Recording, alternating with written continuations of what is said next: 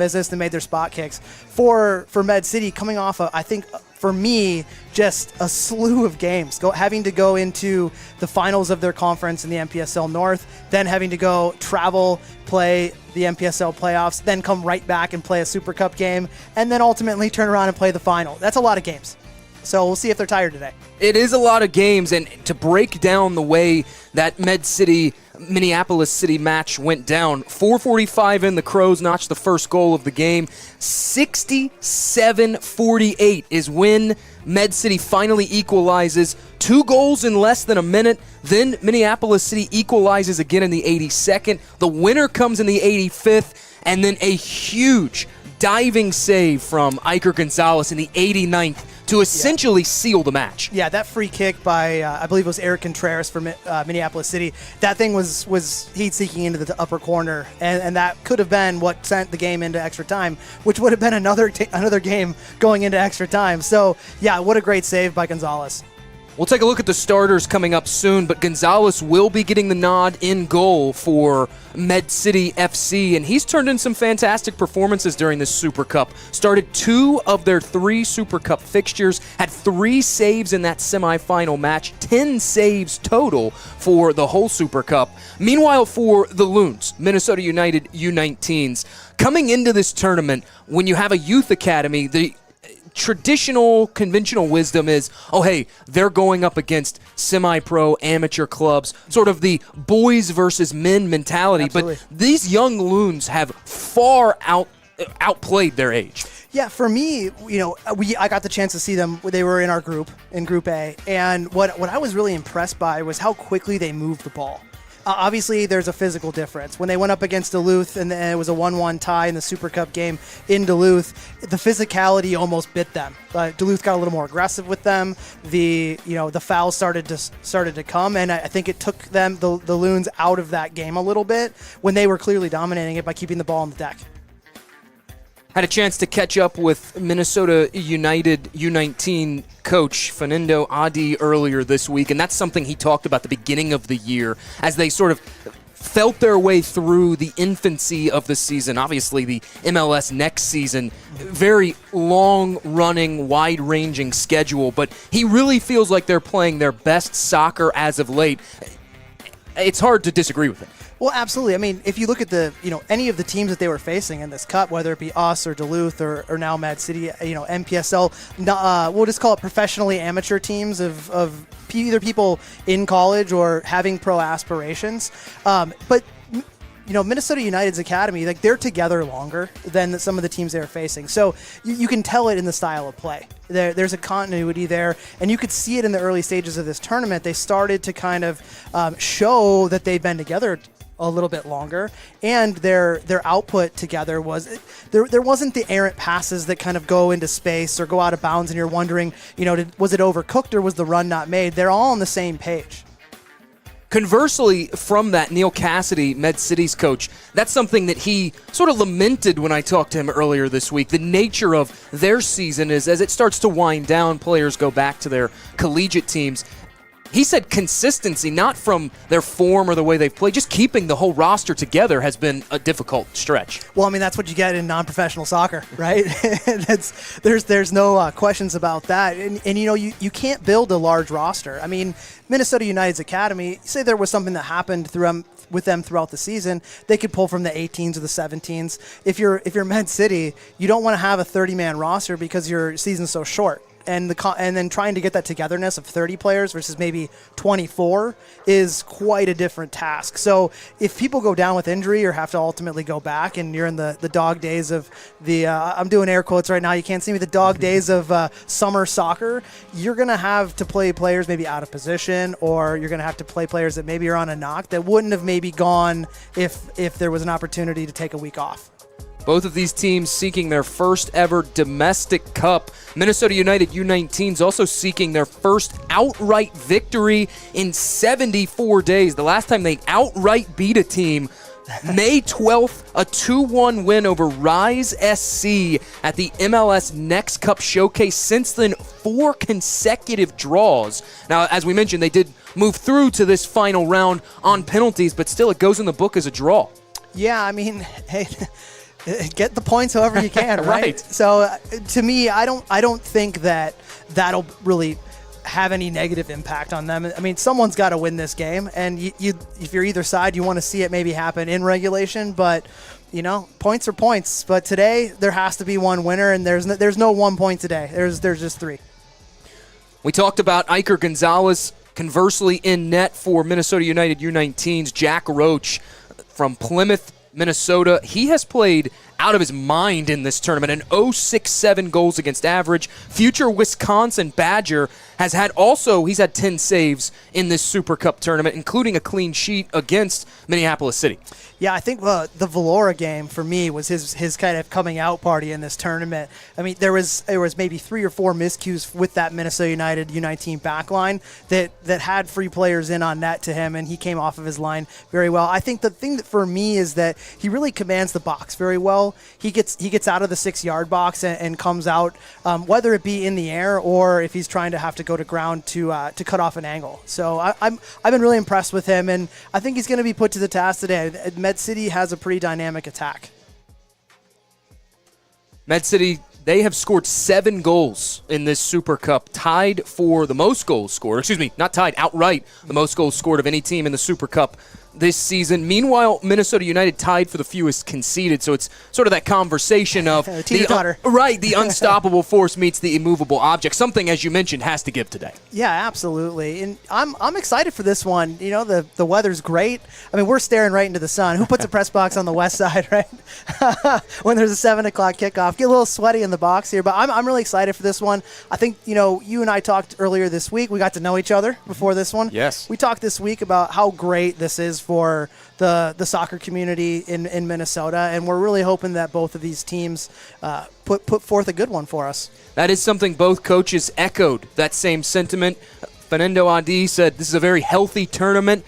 Neil Cassidy said it mimics what we see overseas. He can't wait to see how it grows as the years go on. And, of course, both teams seeking a domestic cup, a chance to stock their trophy case back at their respective facilities. Well, Med City's going for the double, so that's pretty nice. I mean, we locked horns with them from a Minneapolis City perspective for years, and they've started to consistently gain momentum. I think that when they started in 2016, I think it was 2016, they kind of had some stumbling blocks. They were trying to figure it out, but I think that selfishly, I feel that, with Minneapolis City coming off of 3 straight consecutive league championships, Med City has stepped in as that cornerstone team with back-to-back titles.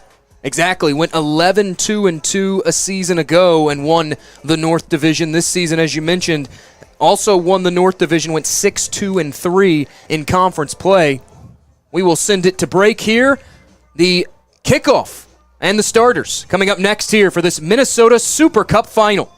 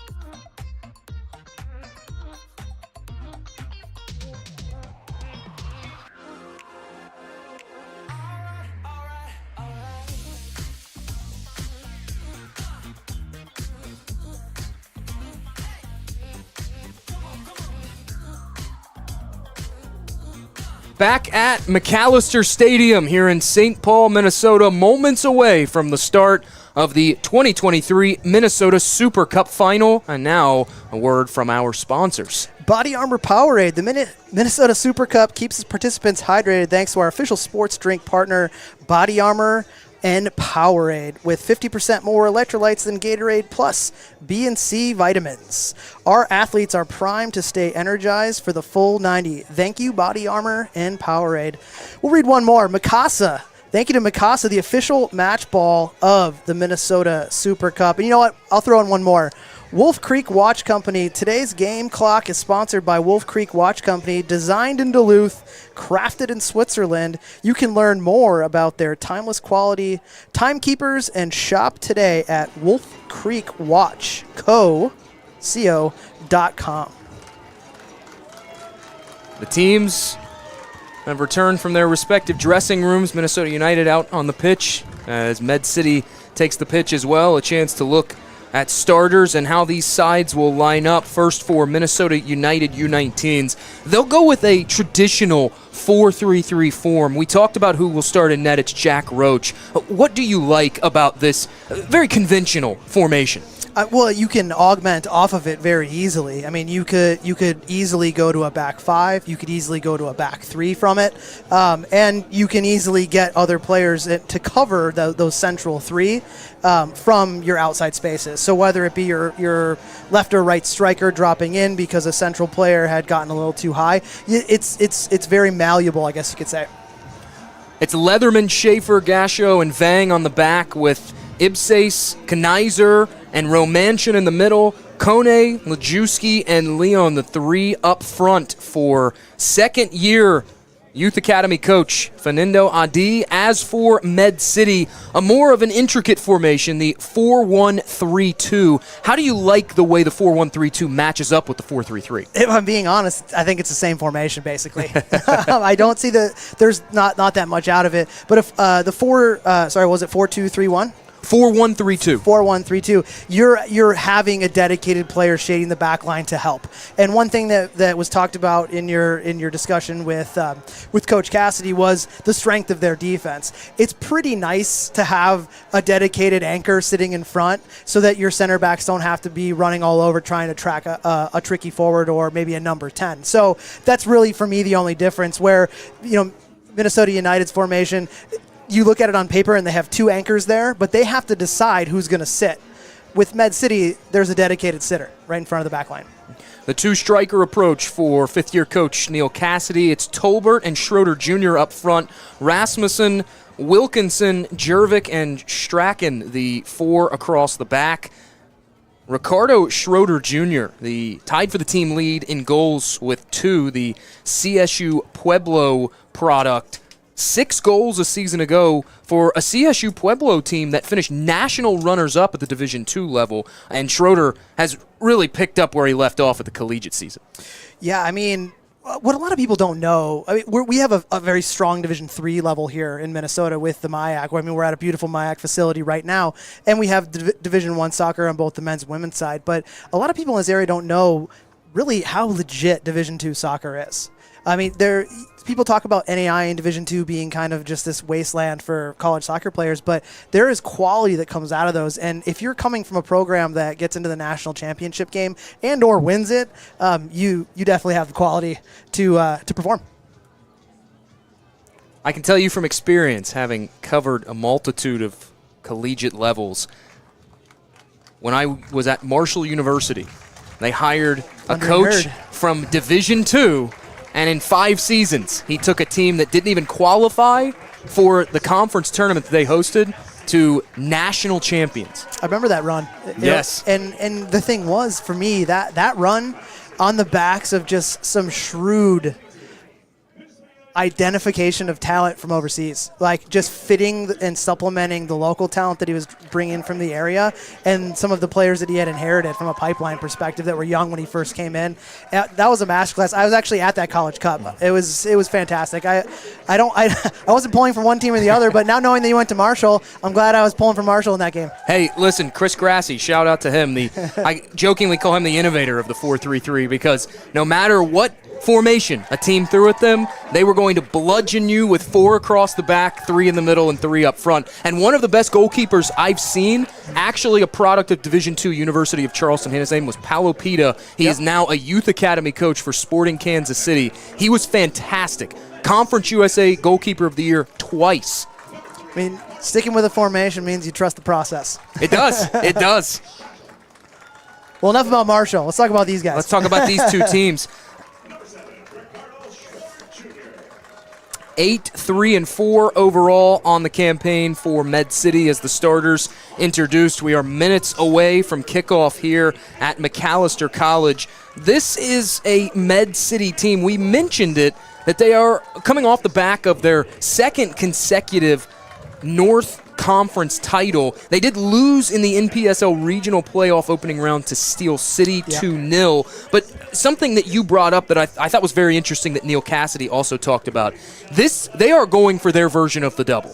They have won the conference crown, and now they have made it their mission. They want to do this, and he was not shy about saying from the moment this tournament began, their goal was, we want to win this. Well, yeah, I mean, well, everybody does. Right.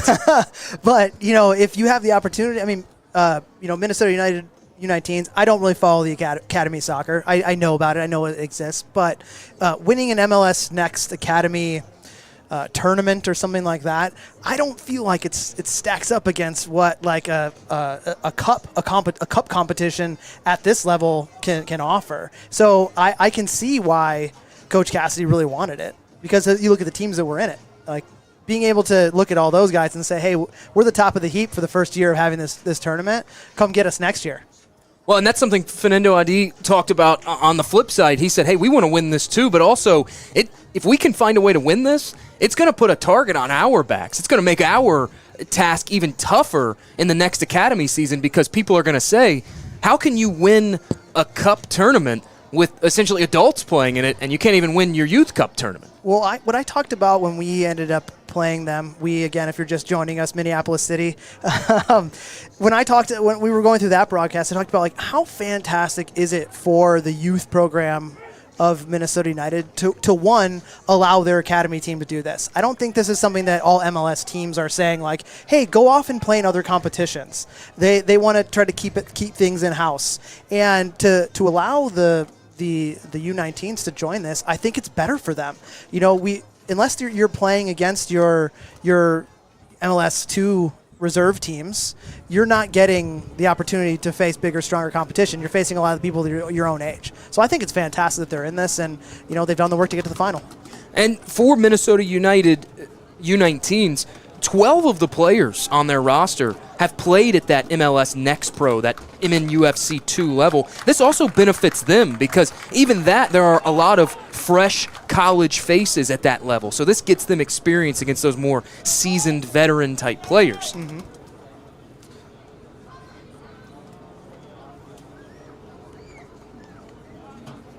Just about set to begin this Minnesota Super Cup final. The whistle sounds, and we are underway in St. Paul, Minnesota.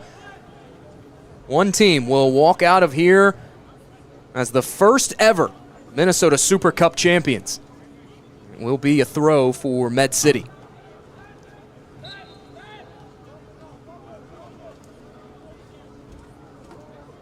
One thing we can probably expect, a high level of physicality as well. Both of these teams do tend to pile up the fouls. Yeah, I mean, it's been a physical tournament end to end, so it's probably something that you're going to definitely see. I think that's a good observation. But it's how does the youth handle the physicality? I thought against Duluth, for Minnesota United. They had the run of the train pretty much in that game as far as possession goes, opportunities and chances created. The finishing boots weren't quite there for them. They did get the early goal, but as soon as it got physical, that's when they allowed Duluth back into the game and ultimately almost did drop that game.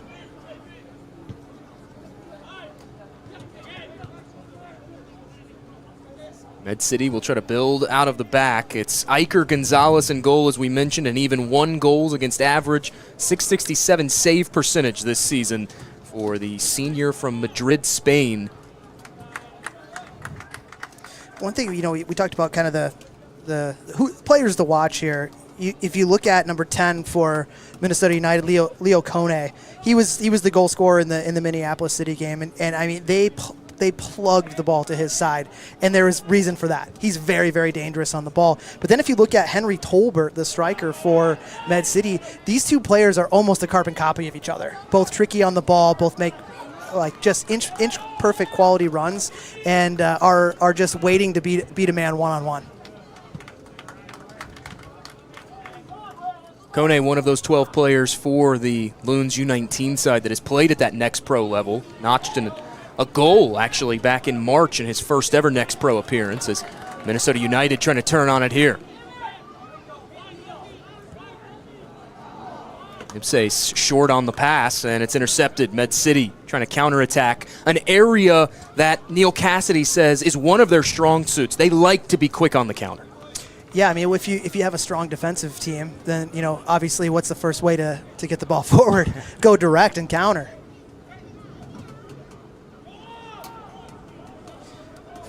What I'm looking for from Med City's is in the midfield today. How quickly can they recover on unsuccessful counterattacks?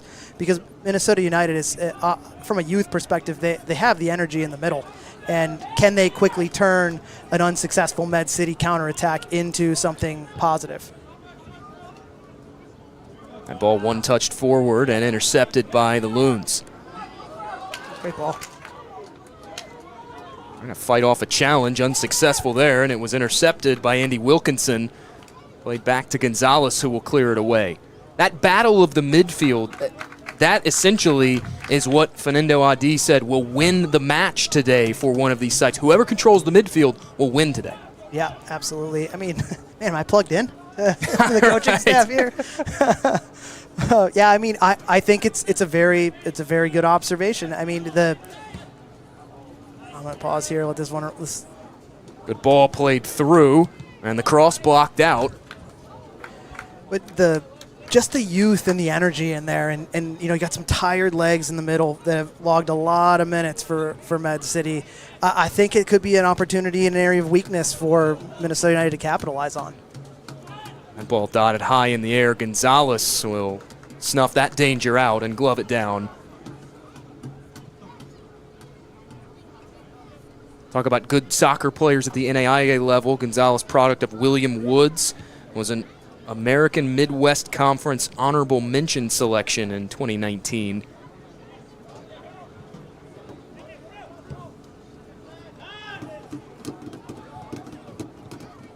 This is Jervik trying to provide the width, and now played back to Roberts.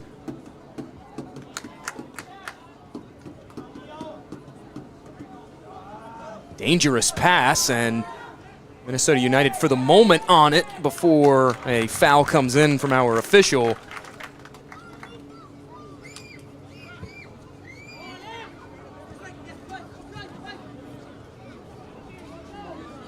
A lot of good communication coming from the back two of Wilkinson and Strachan for Med City, trying to squeeze the field a little bit to try to maybe cut off the valve of what's happening right here in that long ball.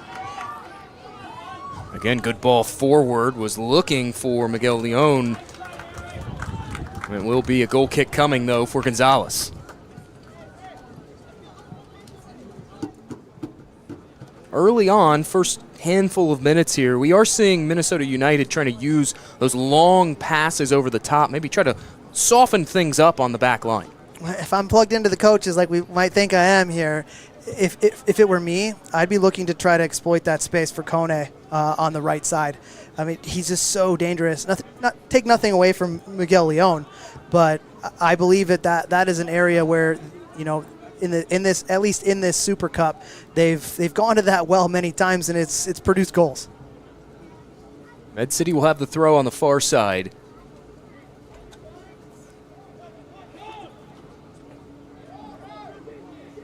Now dancing around inside the box. Oh. The shot goes off the post and out. Is that Schrader Jr.? Number 7? I believe it was. And Jack Roach didn't know about that one, thanking his best friend the post. Here's Minnesota United breaking out on a counter.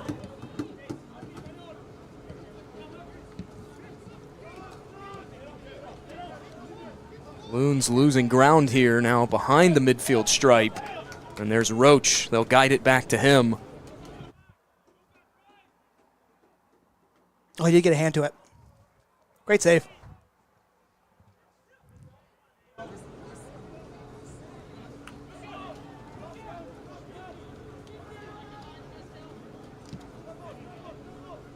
Now Med City will backtrack. Safely played back to Gonzalez. Both of these keepers very strong with their feet, not afraid to get into the mix with that. Essentially serves almost as a 12th player out on the field. Yeah, gone are the days of putting the guy who doesn't know how to use his feet in goal. I mean, it's an added advantage for teams to be able to have a goalkeeper who can kind of step up and be a calming presence with their foot, but also for distribution purposes. Romanchin crosses that ball to the far side, and it's headed away. Great ball. It's that speed of Tolbert. A foot race, and Tolbert just couldn't get to it. But in talking about those goalkeepers, even for Roach, and we're starting to see obviously this more in the soccer domestically, that high line that he plays. Gonzalez doesn't necessarily, of course I say that, he's out at the top of the box. He doesn't necessarily play as high of a line, but Roach, the one thing that I've taken away from watching back all the matches, he is not afraid to come way away from his home and goal.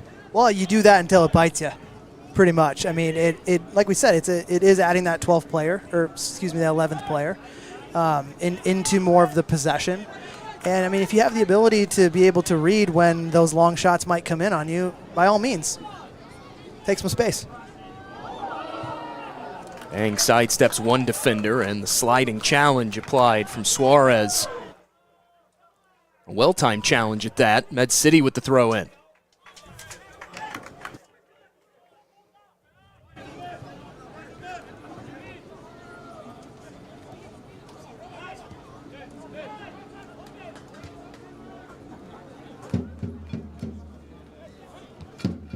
All right, drums are out.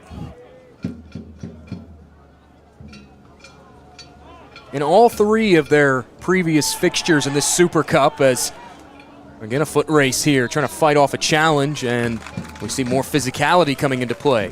Free kick one. Good call by the ref to let that one play on a little bit, see if that might turn into something instead of just immediately blowing his whistle. I do believe it was a foul. But good to see the refs letting the players play a little bit. And it was that speed of Tolbert causing that uncomfortability that forced the foul. He's the only guy up there. So there's a reason why. He can cover a lot of ground, and he can cover it very quickly.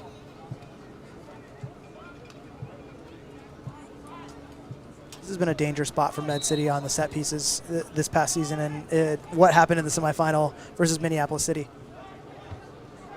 Corners and set pieces within about 30, 35 yards. If I'm not mistaken, all three of their goals came off set pieces in that semifinal win. I don't want to remember that kind of stuff. I got to mention it. Well, yeah, you're 100% correct. They have size, and that's one thing that'll be interesting here with these two teams locking horns today. Is not a ton of size in the light blue today. Throw from the far side. Minnesota United first to it. Still alive though for Med City. Looking for that angle to cross. Good work. Able to fight off two challenges. Danger territory, and it's cleared out. That was Merrick Schaefer. A great individual effort here. That was Leatherman. A corner kick upcoming. Millward will take this. Corners, you mentioned the execution off of them. 11 corners, now 12 for Med City here in their first 3 matches and change in the Minnesota Super Cup. area they found goals throughout the season, so they're probably glad to have them. That ball out swinging and headed away. The second ball back in. It's loose. And a well-timed sliding clearance from Minnesota United.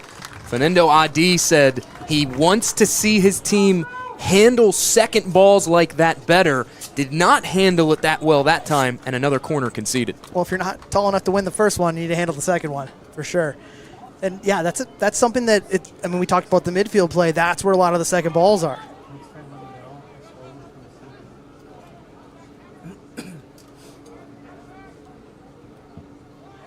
Ball curling back in. Loon's first to it again.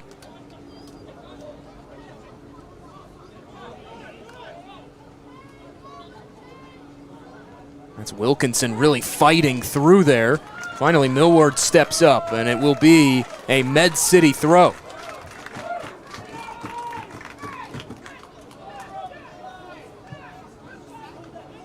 We have seen Med City utilize a little bit of that physicality, and it has made Minnesota United U19s uncomfortable early. Oh, absolutely. As Jervik tosses it in. Side. And the flag does come up for offside. That'll bring about an end to what felt like a flurry of chances. More words from our sponsors. Turbo Tim's Anything Automotive. Thanks to our sponsor, Turbo Tim's Anything Automotive, with locations in St. Paul, Midway, Northeast Minneapolis. Turbo Tim's has you covered no matter what's up with your vehicle. Learn more and schedule your appointment today at turbotims.com.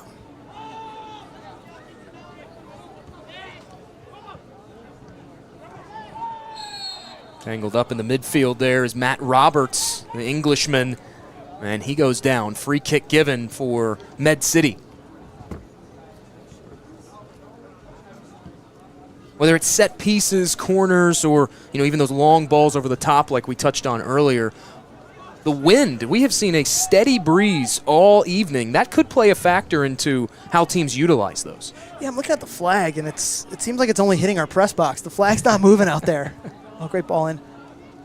A little overcooked.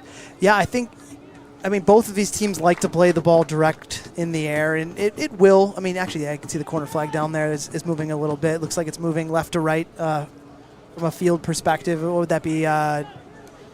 West to east? And, yeah, I mean, you'll see that effect a little bit. We were talking to some of the coordinators of the competition, and I'll stop here. A nice ball here. Was looking there for Leon, and it's cleared away. We were talking to some of the folks that coordinate the tournament, and some of the players that played in it too, and they were saying that the balls have a little bit of airiness to them. They carry a little bit further, and that'll definitely have some issues if the wind does pick up. Moons did a good job of connecting passes there, but a strong defensive effort for the interception. Now here's Tolbert. So much speed on that outside. Tolbert goes down, but official says play on. And now a whistle comes in, a frustration foul from Tolbert.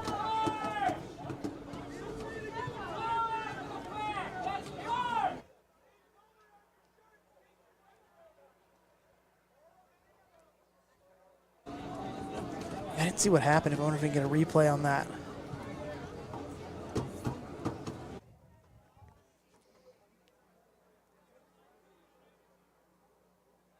Oh, yeah, he got him. Probably a little lucky to be out of the referee's book. No card issued. Training staff on the pitch checking out the injured player. You could tell Tolbert was very adamant that he felt like he had been fouled there and did not get his wish granted. Well, I can tell you how you're not going to get that wish granted next time is immediately whack the guy who fouled you. Or did not foul you. So he didn't do himself any favors there. But, if you're talking about boots on the ground here, it looks like, is that Leatherman who's down? Oh, no, it's Gasho.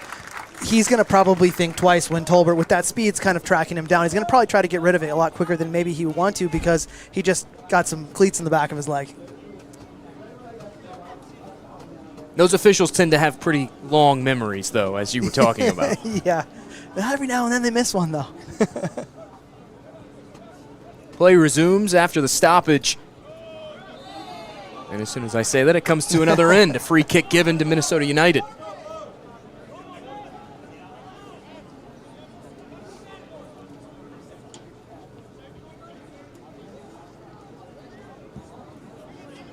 Loon still looking for their first real chance on goal coming into the knockout stage. They had been outshot in each of their first 2 group stage matches. Did outshoot Valora as another whistle comes in, 12-7 in their previous match.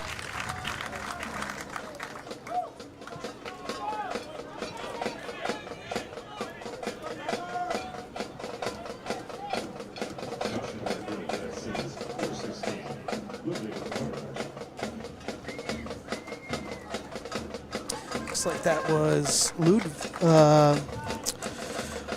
number 16, Ludwig Hordegaard, in the 17th minute with that yellow card. This from about 40 yards out on the set piece. Nothing doing there for Minnesota United. As you mentioned, we do have our first player going into the book. It's the 9th yellow of this tournament issued to a Med City player. We had talked about the referee playing advantage on the other side, and I actually thought that maybe that's a booking you come back to, because it looked like Leon for Minnesota United was on the ball, and they did have a numbers advantage going forward. But that's where the referee has to take that discretion. Is it dangerous enough where I need to stop it now? Because if you go back to the book, after the play kind of materializes, the players tend to feel like it wasn't that bad. So I'm okay with it there, but if I'm Minnesota United, I'm a little bit angry that I didn't have that opportunity. Great ball.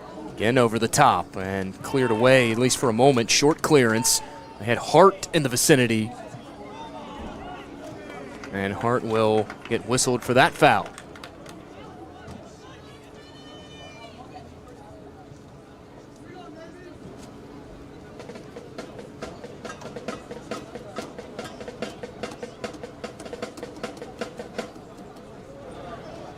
Med City this season 4-2-2 away from Rochester, Minnesota, including winning 2 of their last 3 away from RCTC Stadium. Took a lot of minutes out of their legs, though. Those were some long victories with when the tournament came rolling around at the end of the season for them, going into either penalties or deep into the second frame of extra time. Another whistle sounds, and a free kick given to Minnesota United. That time it's Balsiger who gets whistled for that foul. Yeah, I think that the referee's setting a precedent here, that there's been a pattern forming, and he's not going to let them get away with that. That's an advantage for Minnesota United, even outside of just getting the ball back, is the fact that the leash is a little bit shorter for the team in blue and green. And scratch that, it was actually Schroeder who gets shown that yellow. Oh, was it? The font of the 7 tends to look like a 2 at times on the back of the Med City jerseys. Another whistle, and this time some post-whistle extracurriculars. Well, we didn't have to. So Schroeder just got that one. So I think that was. So it's Ricardo Schroeder Jr., number 7 for Med City in the 20th minute with that yellow card. Already 2 Med City players have gone into the book early in this contest. As Schroeder continues to plead his case to the official.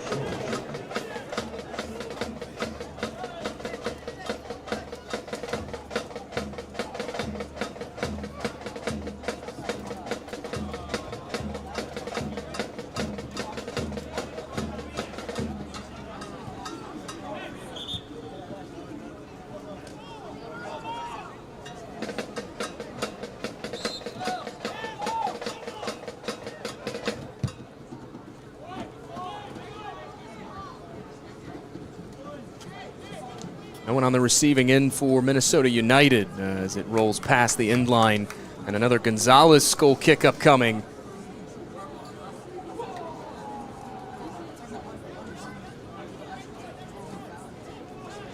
This has probably been the busiest that Gonzalez has been taking these goal kicks. Minnesota United has not been able to connect enough passes together to get legitimate chances. As soon as I say that, though, a potential opportunity. That's where we want to get fancy. Tried the clever back heel, and it was intercepted. if you're Coach Adi, you definitely wanted Lejewski to put his left foot through that. As Schroeder turns on the Jets. Trying to find an angle to shoot. It'll carry him to Tolbert. Med City's still with it here.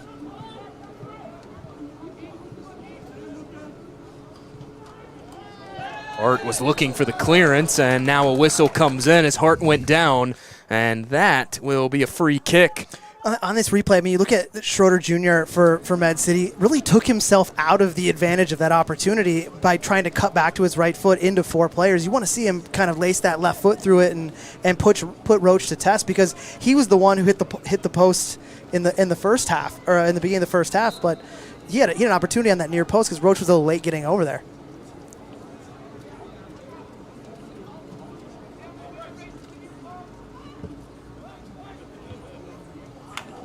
Headed out and over the bar by Lejewski. That will concede a corner kick for Med City.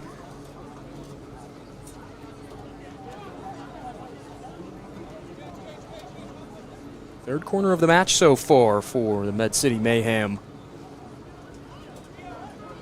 Captain Andy Wilkinson having a brief word with the referee there, maybe talking about all the fouls that are being called and kind of wanting an explanation. Can we play physical, or are you just going to keep blowing the whistle? That ball out swinging off the corner, headed back toward Roach. And that was an easy stop for Roach. Took a hop off the turf.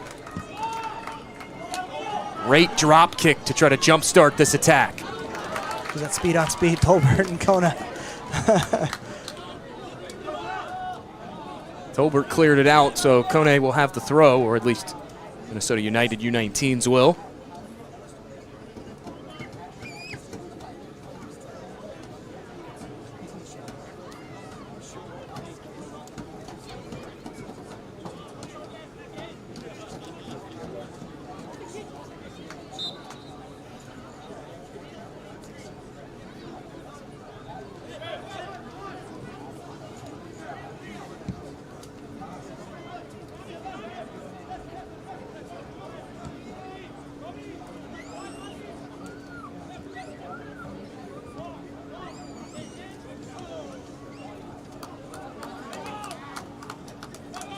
Med City back on it now as defender goes down.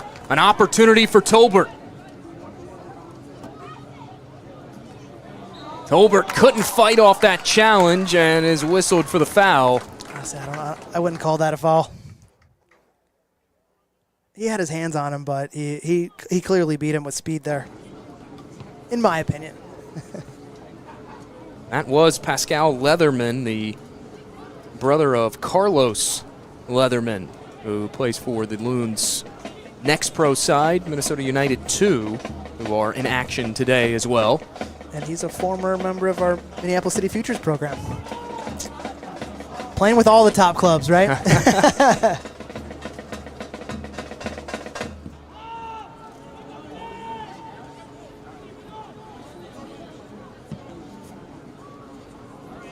Med City will smartly clear it out.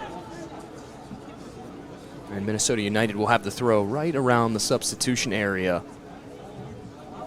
One thing that impresses me about Roach, he does have a lot of power in those legs. You don't normally see a high school goalkeeper, a high school aged goalkeeper have that much power, that much ability to jumpstart an attack by boot kicking the ball. Yeah, drop kick 60 yards. 60 yards, right?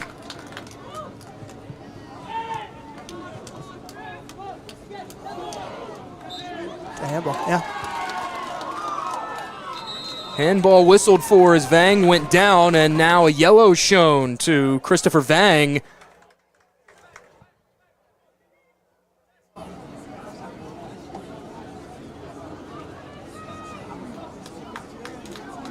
Now 3 combined yellows we've seen in just the first 25 minutes of this opening half.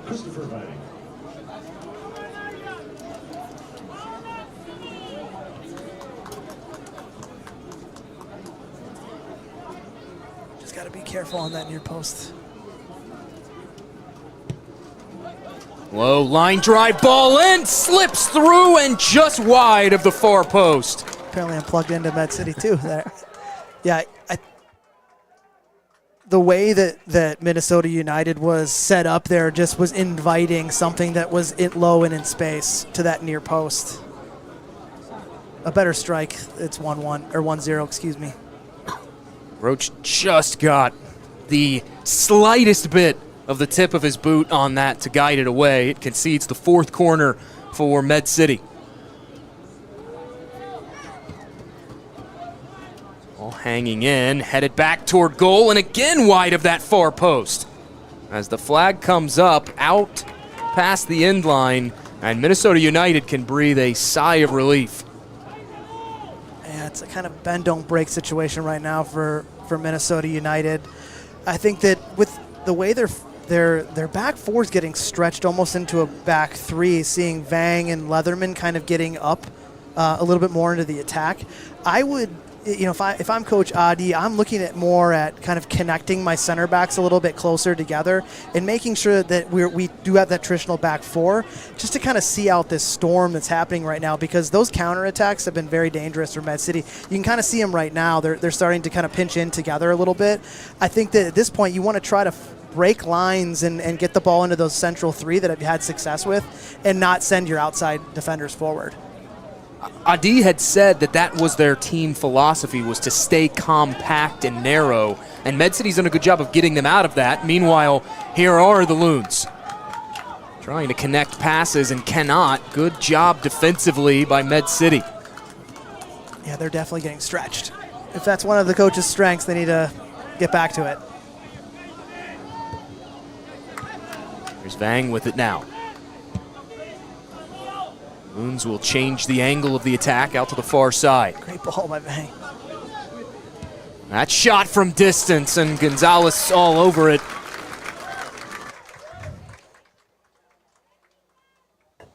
It's like the old hockey analogy, right? Send pucks on net, hope something good happens, essentially. Yeah, I mean, you have to test Gonzalez. He hasn't faced much, so you have to let one fly, whether it's the optimal decision or not.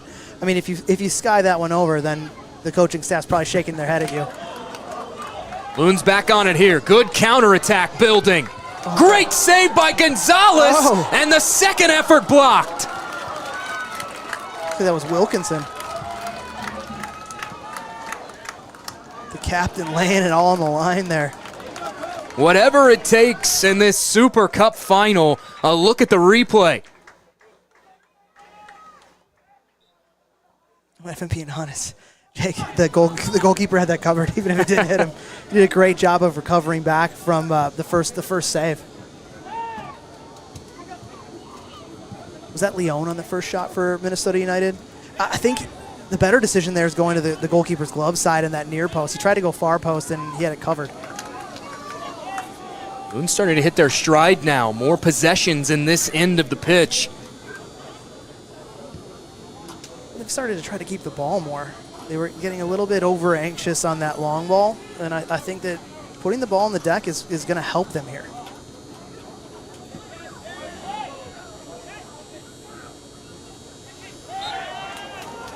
That was Kone who was muscled off the ball initially, and then the foul comes in after.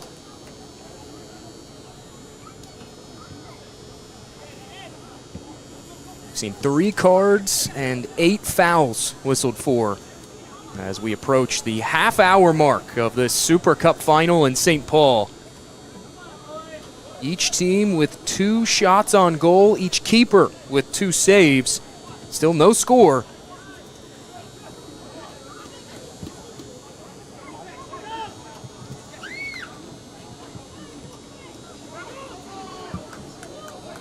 Roberts wanted to thread it through the middle, and no one on the receiving end for Med City. Good stop by Leatherman.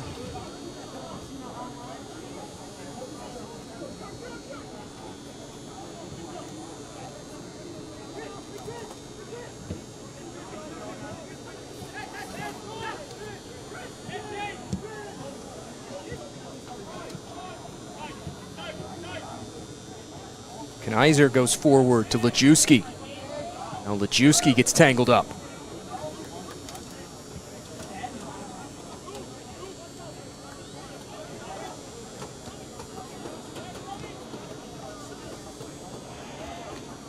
Loons will push it out of play. Throw given to Med City. It's been a tough tournament for Lejewski up top as a number 9 for Minnesota United. He's not going up against MLS next size center backs, and I can see where he would get success playing back to goal, but I think what he has to do is get a little bit trickier with where his positioning is. Right now he's kind of living in between both center backs, and they know what he's going to do. He's going to check back, try to get the ball and lay it off. I think he has to get more creative with his runs here and maybe hit some of the diagonal channels. He's going up against 2 guys that are just going to manhandle him all day.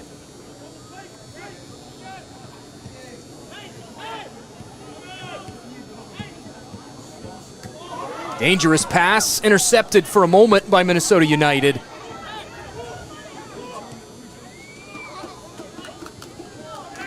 Fortunately for them, Strachan was there to pick up the pieces, and now they're building something here. Getting stretched again. Out wide, they find Tolbert. Tolbert, the shot off the side netting and out.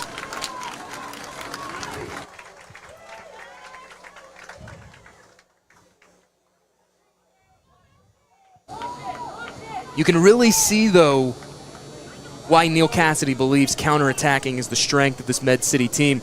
Almost a dangerous giveaway in your final third that turns into a shot, albeit off the side netting at the other end. Well, that was 3 passes, got them a shot on goal.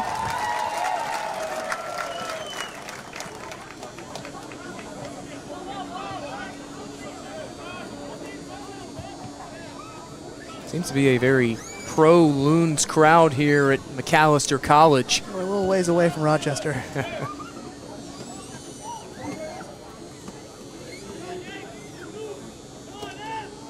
I think the interesting thing about the Rochester-based teams, on this Med City team alone, 4 different players from LSU Shreveport. The Rochester FC USLW women's side also with 4 LSU Shreveport players. Well, yeah, with your parent club Aurora, you see it too. Once there's that pipeline created, it unlocks for, hey, what are you doing this summer? Well, I had this great experience in Minneapolis or Rochester, and then the word spreads, and that's what at least within our club, and I think you can kind of see it more within the lower leagues, is if you take care of your players and you create a really good environment for them, the talent starts to come with them back.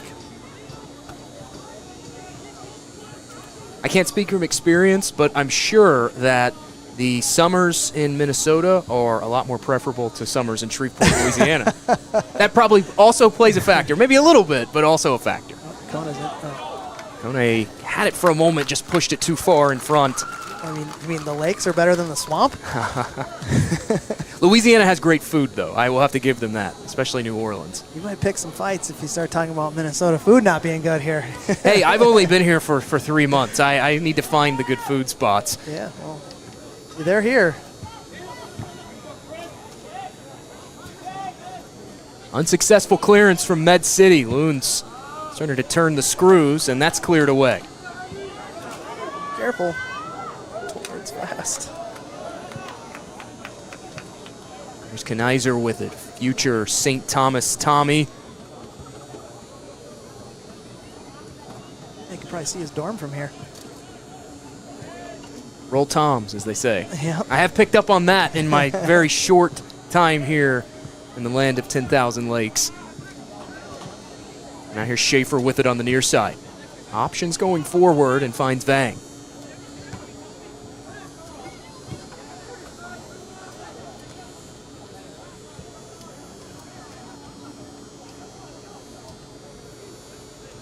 So you just saw Leatherman get on the ball there. He's your left back. Now he's centrally in, and look what you're left with. You're left with 2 defenders.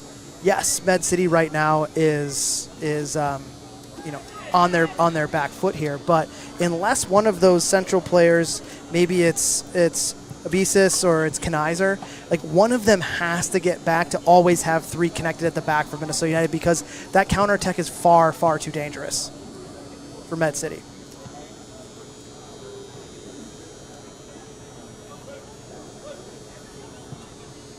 The shot's 5-3 right now in favor of Med City. As mentioned earlier, 2 chances on goal for either side. And Gonzalez will clear that away. A short clearance and nearly misplayed there by Jervik.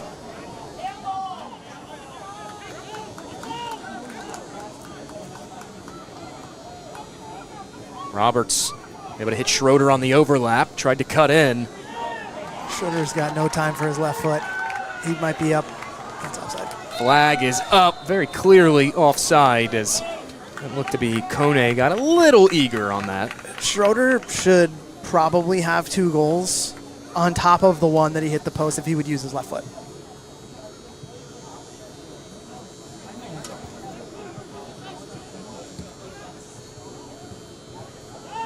There, he used it there. Nice Roberts give and go between he and Schroeder, and sliding challenge will clear that out. Well, we know it works. Nice give and go there.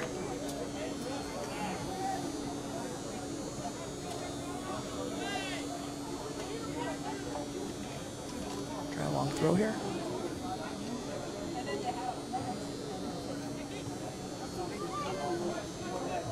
Long toss goes into Tolbert, who's hounded from behind, and whistled for the foul.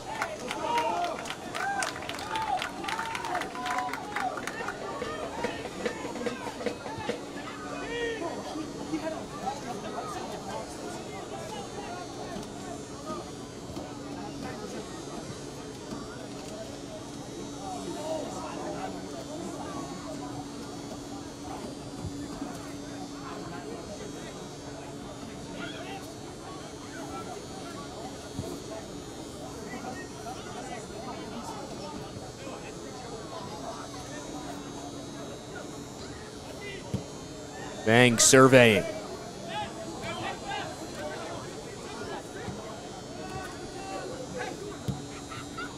Again through the middle. They were looking for Leon, and too much weight behind that ball as it steered back to Gonzalez.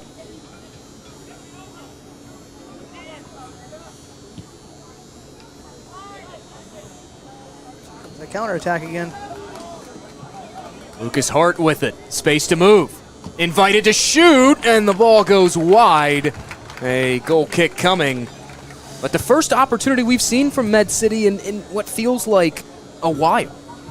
Yeah, I mean, there should have been one for, I feel like I'm ripping on him, but Schrader should have had one. But yeah, it's been a bit, and it's come from the fact that Minnesota United has decided to keep the ball. I mean, before it was one, maybe 2 touches and long to a corner, or long to trying to find Lejewski to his feet. Now they're trying to combine through the middle. Tolbert wins it back for a moment, down after the challenge. Oh, I don't know about that. Roberts will get whistled for that foul as Tolbert's still behind the play. I thought he had position.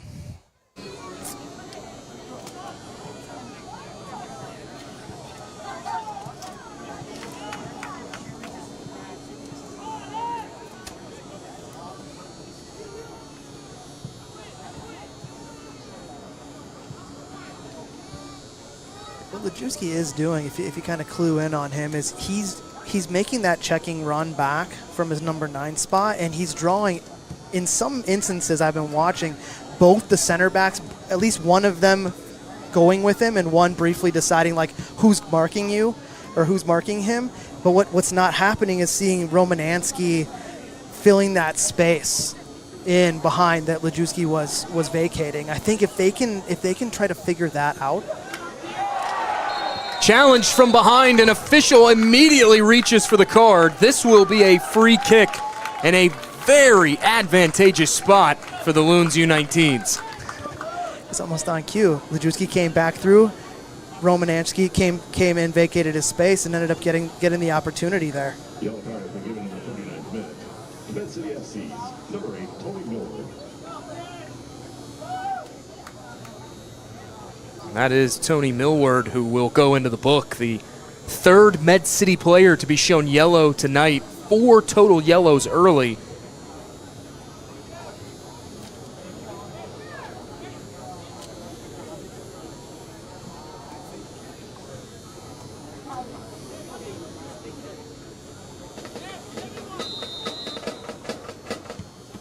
Shot blocked away. Second effort gloved by Gonzalez. Med City did a good job to coat that well defensively. That was in a dangerous spot. Quick counterattack again. If they can switch the field, it's wide open with 3 players.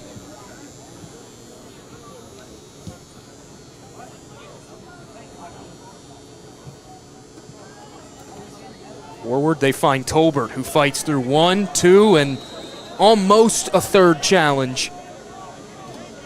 Tolbert is really occupying a lot of the defensive effort from Minnesota United. Yeah, and he's up top by himself, too. He's dangerous. We talked about it. The thing is, he's not tall, right? You look at this. You look at the juxtaposition of both teams' number 9s right now. One's probably 5'7", 5'8", and one's closer to 6'1". But his low center of gravity, he's tough to knock off the ball, and he has that speed where he only needs the half step on you, and you're picking up the dust. Minnesota United will toss it in from the far side.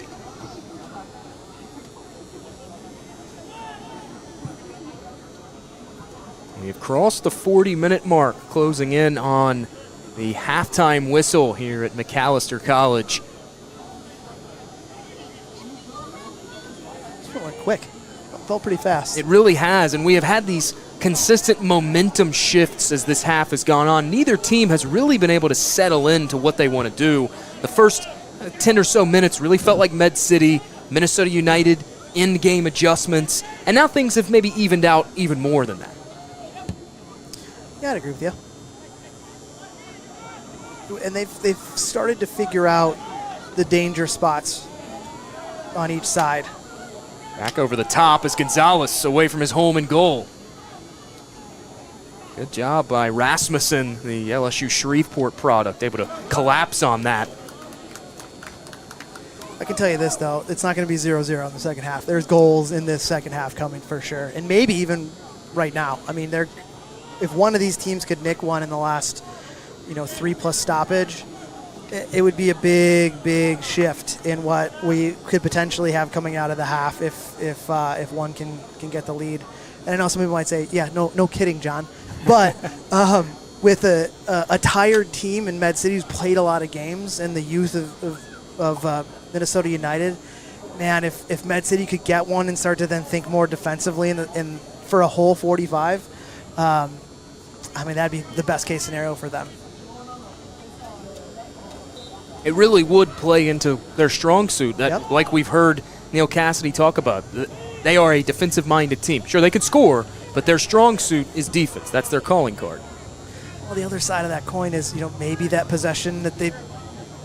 I'll wait here. Schroeder dancing through defenders here. Now finds Tolbert. Shot wide. What you give up for, obviously, sending more guys into the defensive third rather than trying to get into the attacking third is their strength right now, which has been their counterattack. So you're going to have to try to play through the middle. And we've seen where the pendulum shifts then for this game is it's been going into light blue from an advantage perspective in the middle. So, maybe even if they did get one, maybe it's let's just keep doing what we're doing until it doesn't work.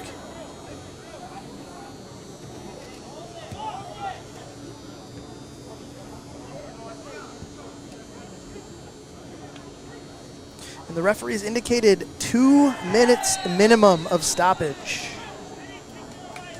Another yellow shown, this time to a Minnesota United player for that foul. That makes it 11 fouls now. And Romanchin. We'll get word from pitch side here in a little bit on who that was, and we'll get everybody up to speed. And by my math, that's also the 5th yellow we've seen in this first half. 2 minutes of additional time. Yellow card in the 44th minute, number 76, Minnesota United FC. Knizer, number 76, Thomas Knizer in the 45th minute with that yellow card. That will make it the... Are we even now? No. Med City got one extra. Whistle sounds off the free kick, and back to Minnesota United it goes. That will be the 10th yellow that 7th yellow that Minnesota United has been issued in this Super Cup. Do you have stats on game by game? Were most of those against Duluth? I will tell you as I look back through my stats flip book here. Yeah, that's impressive. It was 3 yellows for Minnesota United against Duluth. Yeah, it was the other side. And 5 for Duluth in that match. Yeah, that's what I was thinking. I know there was a lot of yellow cards in that one.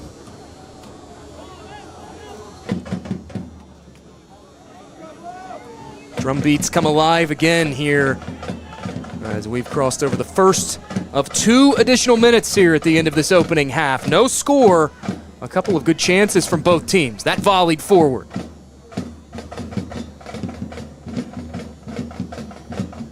Teams trading possession before Minnesota United settles on it.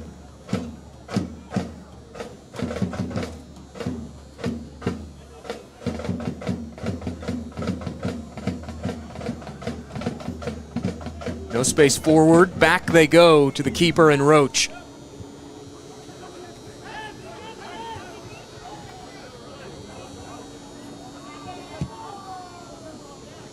Call it a shot. I think so. Official checks his watch, and that is 2 minutes even. We head to the halftime intermission, scoreless, 0-0 through 45 minutes of play. 7 first-half shots for Med City, only 3 for the Loons U19 side, each with 2 on goal. And that brings us to a deadlocked end of the first half here in this Minnesota Super Cup final. Participants hydrated. Thanks to our official sports drink partners, Body Armor and Powerade. With 50% more electrolytes than Gatorade, plus vitamins B and C. Our athletes are primed to stay energized for the full 90. Thank you, Body Armor and Powerade.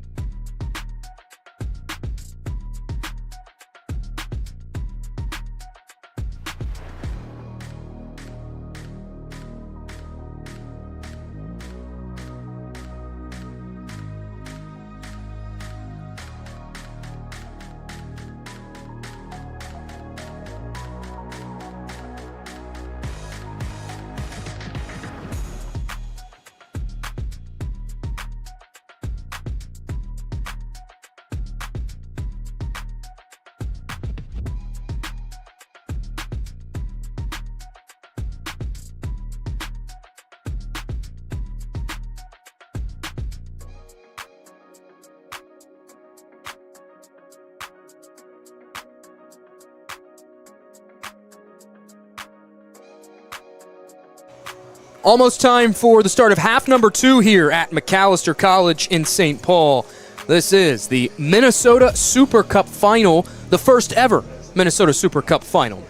Minnesota United FC U19s, Med City FC of the NPSL, right now scoreless after 45 minutes of play.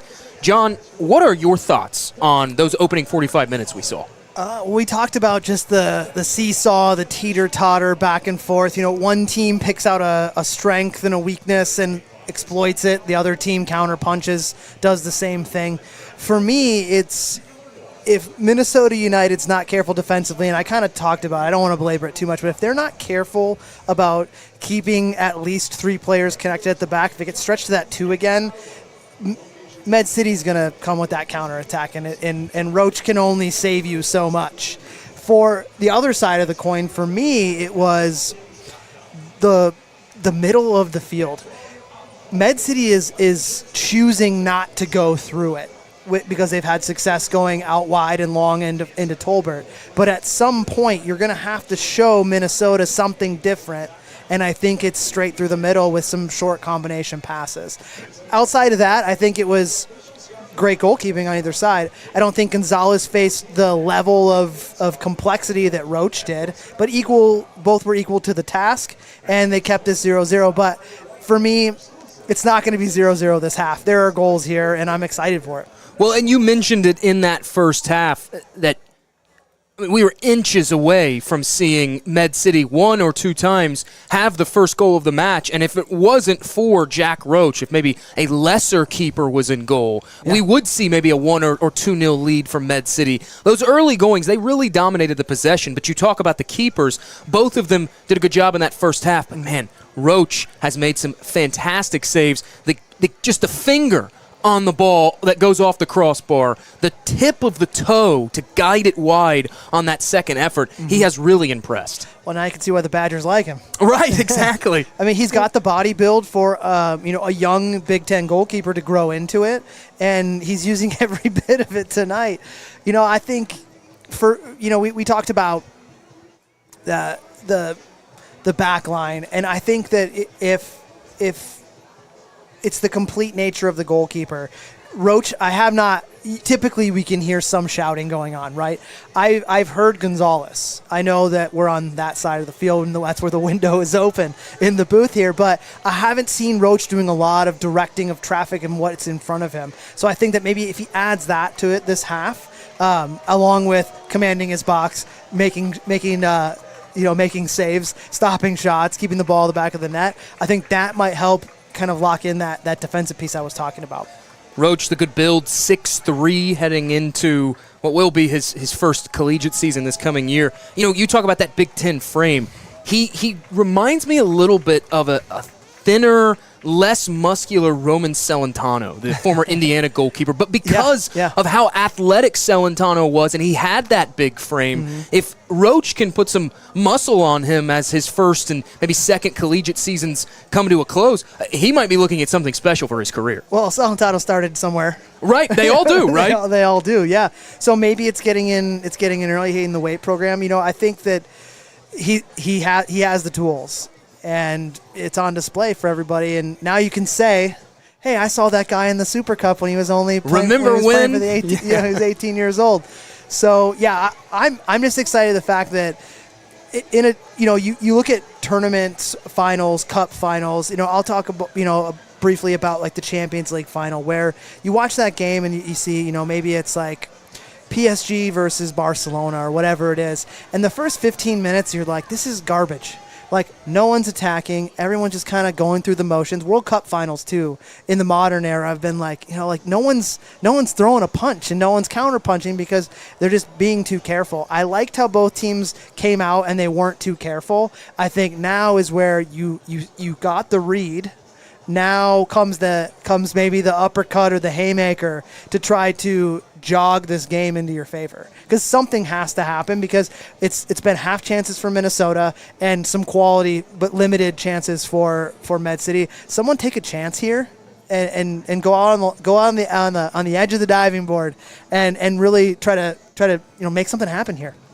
That sets the stage, I should say, for what should be an exciting second 45 minutes here at Macalester Stadium in St. Paul, Minnesota.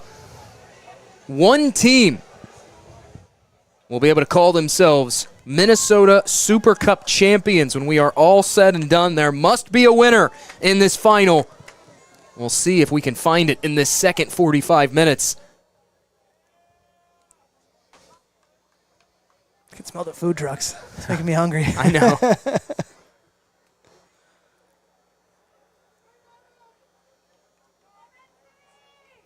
Not getting any indications of any substitutions that happened, but we'll hit our pitch side folks and see if anything comes through here. The whistle sounds, and we are underway for the second half at Macalester Stadium. Minnesota United U19s of the MLS Next Level and Med City of the NPSL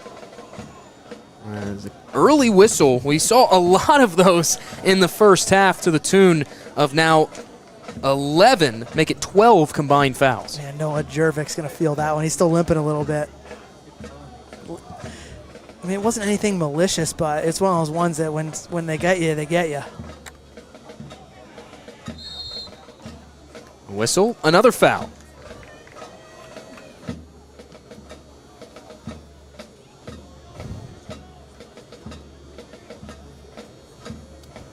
This year's iteration of the Minnesota Super Cup has been thrilling from start to finish. We're surely in for an exciting end to it this evening. Next year should be even more exciting with the tournament expanding as well in what will be its second season. Yeah, I'm, selfishly for me, a little disappointed that our senior team didn't make it, but our futures program qualified for it. So we're going to have a team in the competition, but it's expanding to well, I'll talk expansion here after Hart has his free kick.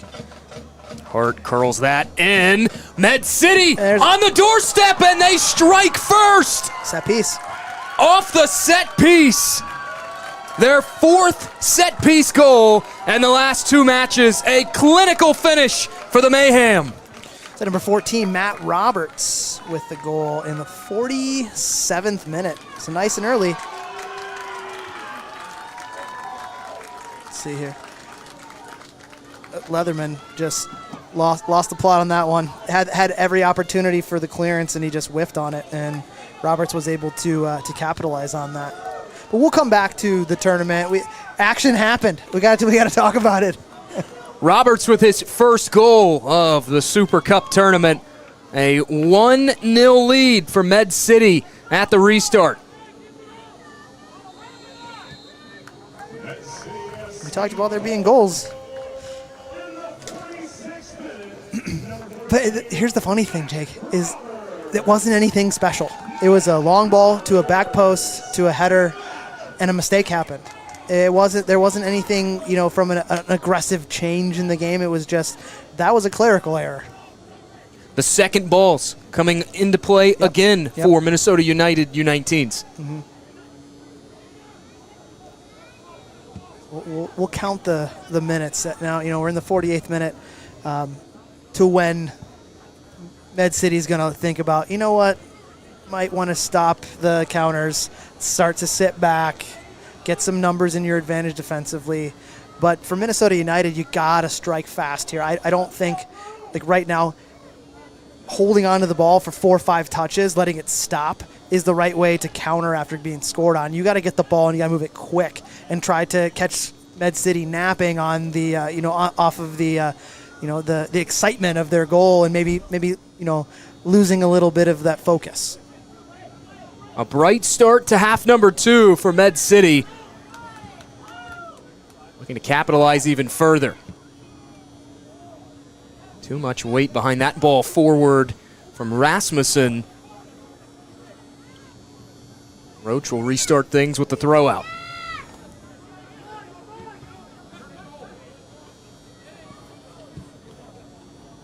My kid's bothering me out the window here. I want to see Dad at work. Good ball ahead, and Gonzalez hugging that far post. Comes out, reads it well, and ends the danger. I didn't see any of that. My kids were waving at me. Hey, it happens. That's why there's 2 of us here. Yeah.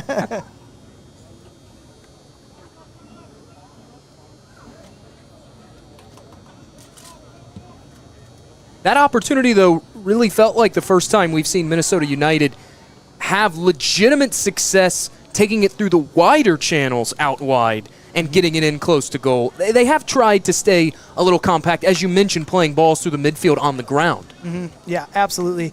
You got to try different stuff. I mean, if you're Route 1 soccer every single time, or you only have one option, it's very easy to defend. And especially when you're down a goal, you can't have everything be easy to defend. You have to vary it up. That's why I talked about Kona's shot in the first half. It looked like it was nothing, but he was giving Gonzalez something to think about next time he gets the ball. Maybe he goes 1v1 like right here and he gets closer. There's Kone, wants to curl a ball back in and instead finds the gloves of Gonzalez.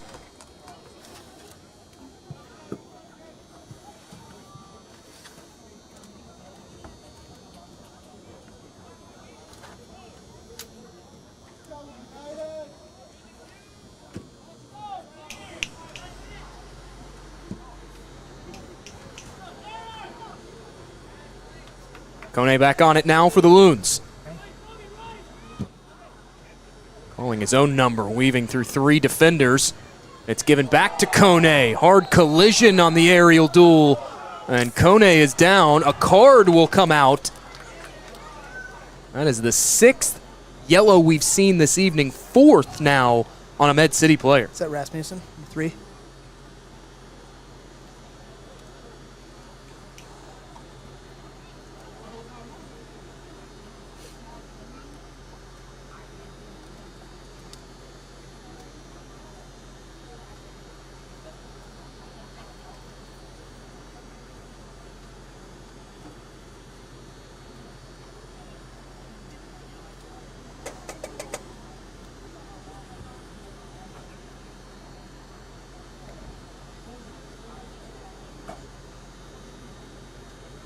Kone back to his feet now. Looked like he and the trainer had a quick word. Can we get a replay on that?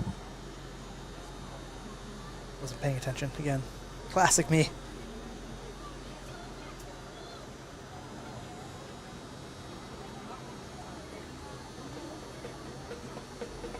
An opportunity now for Minnesota United, roughly 40 yards out from goal. Well, there's that exploited space again right around the near post. Here's the foul. Oh yeah, definitely got him.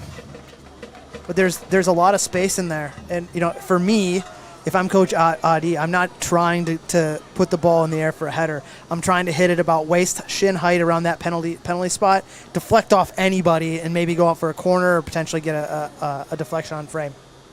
Romanchin will take this, the Apple Valley native. Hanging in, Gonzalez is there and lays on it.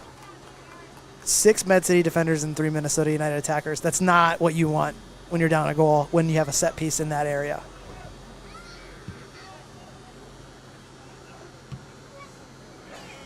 Gonzalez's drop kick intercepted by Minnesota United. Loons trying to ask questions of this Med City defense. Give and go, out wide to Kone. Kone.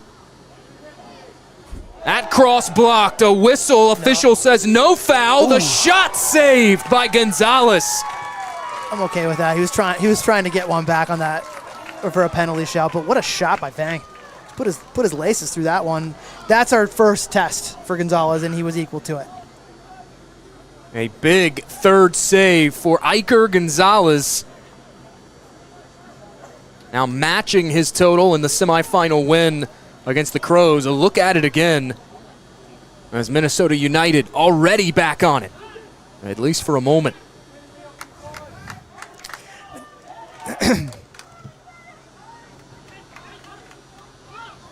Tolbert has it taken away by Gasho.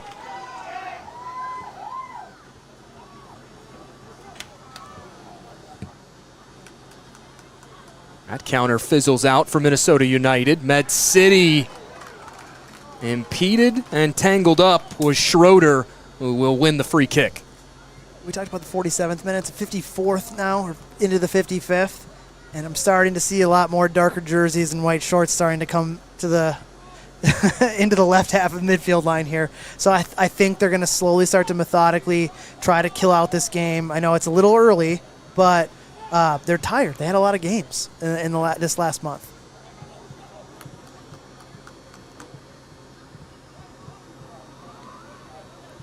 That cross goes clattering through and across the end line. A goal kick coming for Roach.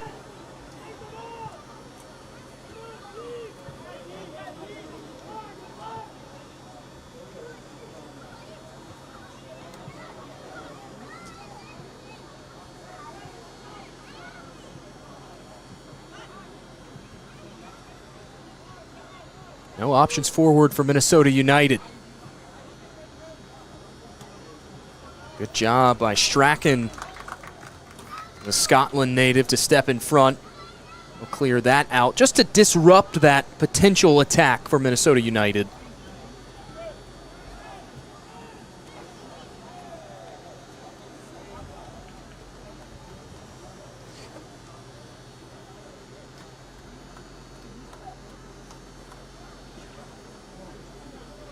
Shot count leaning favorably toward Med City. 8 shots to just 4 so far for Minnesota United. Each team does have 3 shots on goal. Yellow card on the bench. Bench discipline has been an issue for Med City. They've had a number of coaches sent off this season, and in the playoffs.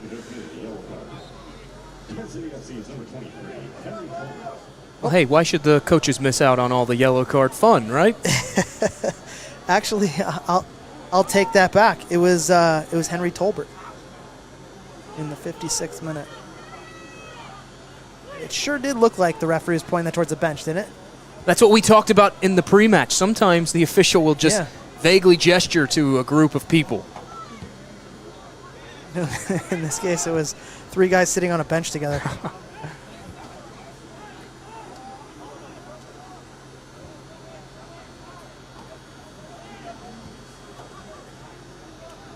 Steered back to Gonzalez. Gonzalez has made 3 big stops, including one just minutes ago. That clearance jump-starts the attack, but just out of the reach of Lucas Hart. So we're getting a substitution here for Med City. Well, both teams. And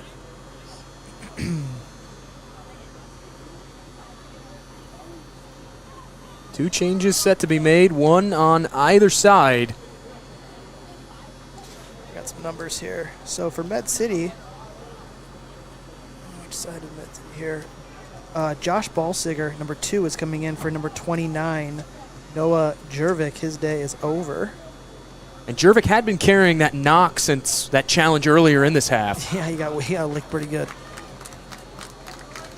And meanwhile, there also is a little injury stoppage as Toby Millwall is getting a cut on his head attended to by the trainers. In now on the pitch, number 2, Josh Balsiger. Subs number 29, Noah Jervik. From Minnesota United FC. Into the bench, number 6, Michael Corporal. Substitution for number 4, Christopher Bank. All right, Prince 4-4 coming on for number 4, Vang. And I think what we might start to see is a formation change here. Because Prince 4-4 is traditionally more of an attacking player, and he's substituting out for a right back. So, yeah, you can kind of see it now. He's kind of joining the attack there on the right side for Minnesota United. 4-4 does have a goal to his credit during this tournament.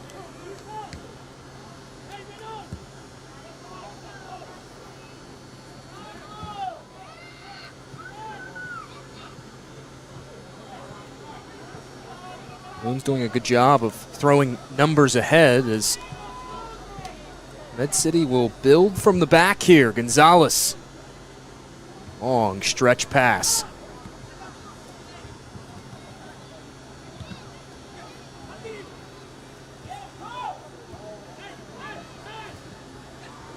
Kone with the interception. Loons can't turn on a counterattack, though. There's nowhere to go. Both of these teams have done a good job of really cluttering the pitch. We have not seen a lot of balls played into space because there hasn't been any space. Right. Not in the second half.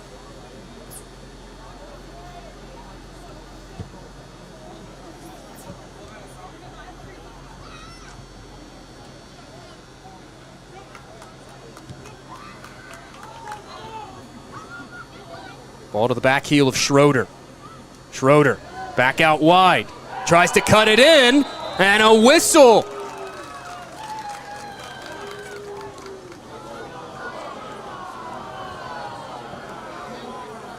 Is he pulling it out of the box there? Official points to just to the edge of the box where the free kick will be taken.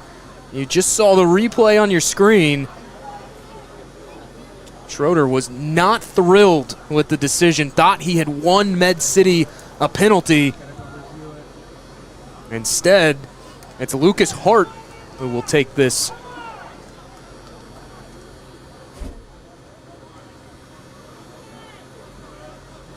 Another substitution that I'm going to have to try to see if I can communicate down to the field side. There was another substitution for Minnesota United, and it was an outside defender. Looks like it was number 15. I don't have a 15.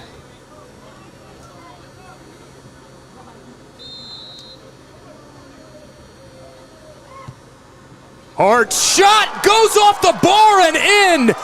The advantage doubled as Lucas Hart finds his third. Wow. Here we look at it again. I mean, you know, is that precision? Is it a goalkeeping error? I mean, you know, you think with someone with the frame of Roach, he gets on the end of that, at least gets a hand on it, but he's not expecting one to be roofed through right through his hand into the back post. A spectacular finish for Lucas Hart, who now leads all players stirring this Minnesota Super Cup with 3 goals. Yeah, I don't really know what to think of that one, Jake. I don't know if it's great placement, bad defending, poor defending. Either way, 2-0. A 2-0 advantage for Med City.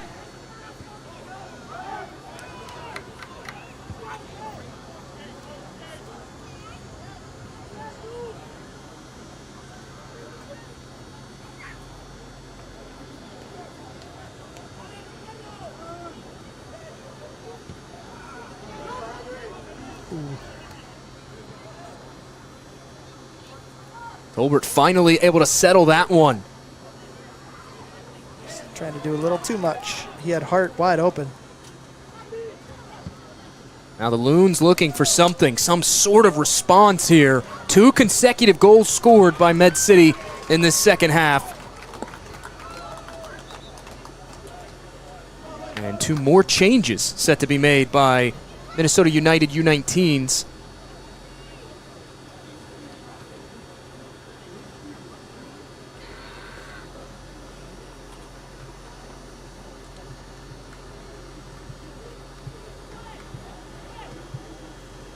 Substitutions for Minnesota United FC.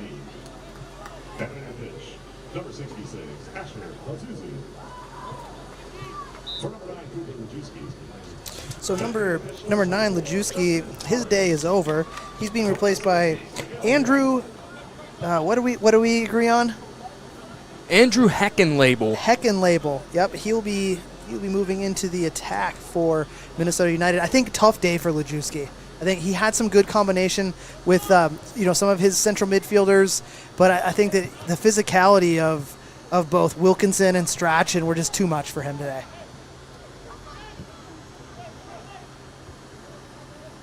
Heckenlabel, the native of Iowa, signed with St. Louis, Division I University St. Louis, the Billikens. Meanwhile, here's an opportunity for Med City, looking for their third, only the keeper to beat. Great save. And it's Roach, just with the outstretched hand.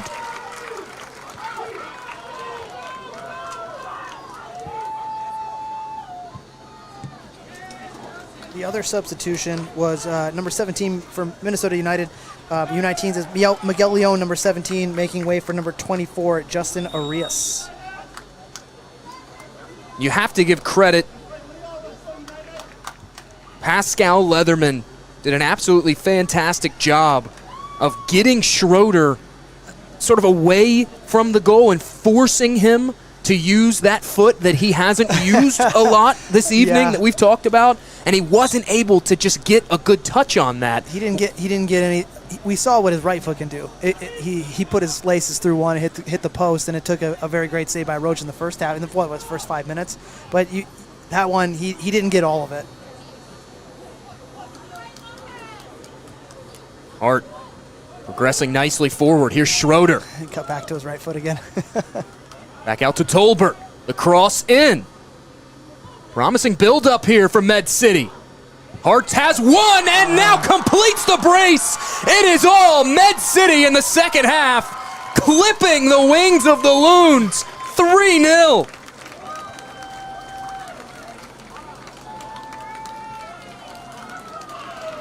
Well, it's going to be a tough hill to climb for the Loons on that one. I'd like to see the. We'll get the replay eventually here. There it is.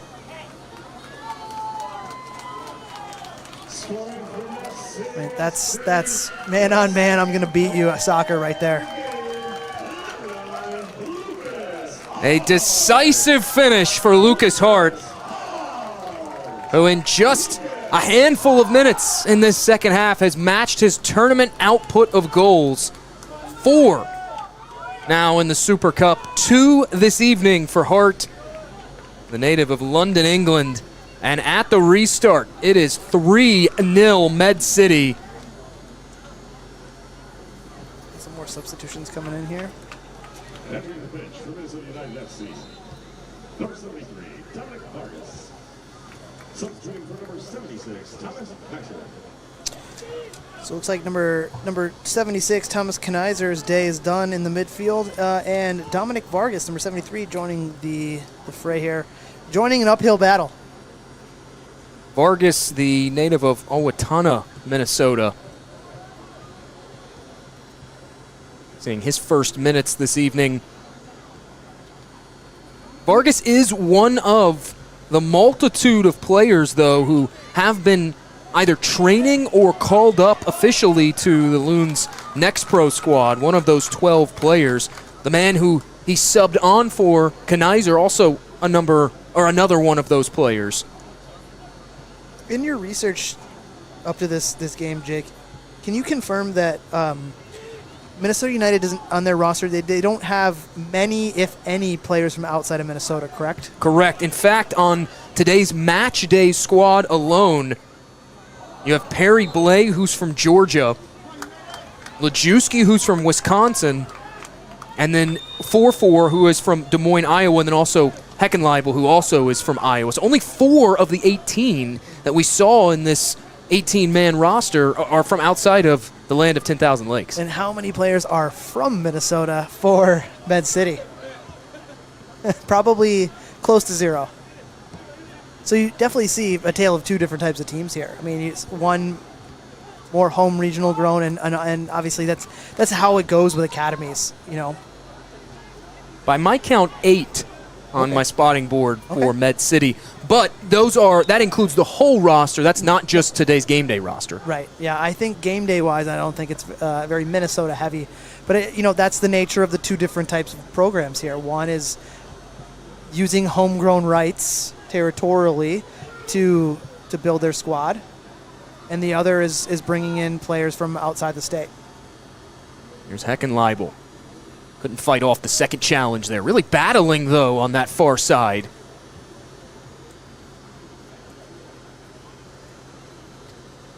Karam's back to Heckenleibel. Impeded from behind, and a quick whistle from our man in charge. That will be a free kick for Minnesota United.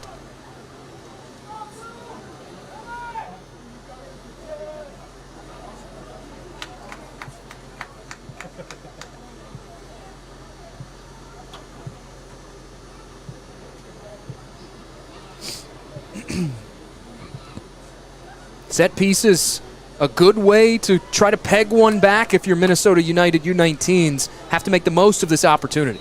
Well, I don't know why they have 2 players guarding Tolbert down 3-0. Angling toward the top of the box, and that shot from Romanchin, high, to say the least. Let's see if it hits a defender. Yeah, he's got something to argue about there. And another yellow shown. This time it's issued to Leatherman, the captain for Minnesota United U19s.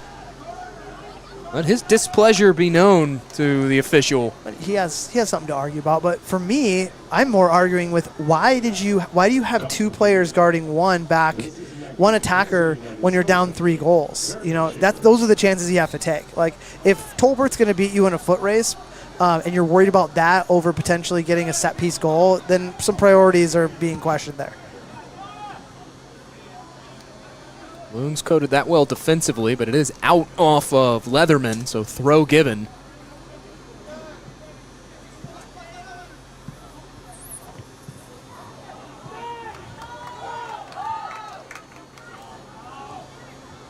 Arias gave it away. Now Vargas, good job to step up and win it back. That was a great tackle by Vargas.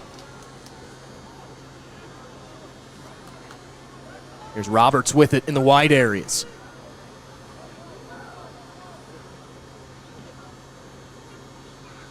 Vargas over there on that far side playing like a man possessed for the Loons. Big reason why they win that ball back. They'll have the throw.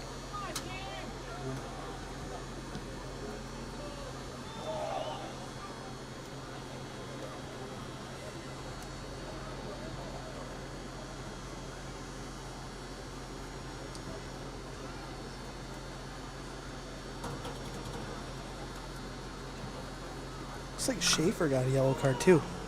I'm being told by the fourth official on the sideline.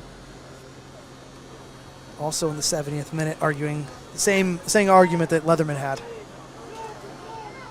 Kone trying to help the Loons break out from the back. A little too far in front, and now a counterattack opportunity for Wilkinson and Med City. Really turning the screws or the mayhem in this second half. Tolbert's cross. Corner. Goes across the end line. That will be a corner coming. Make it 5 corners now for Med City.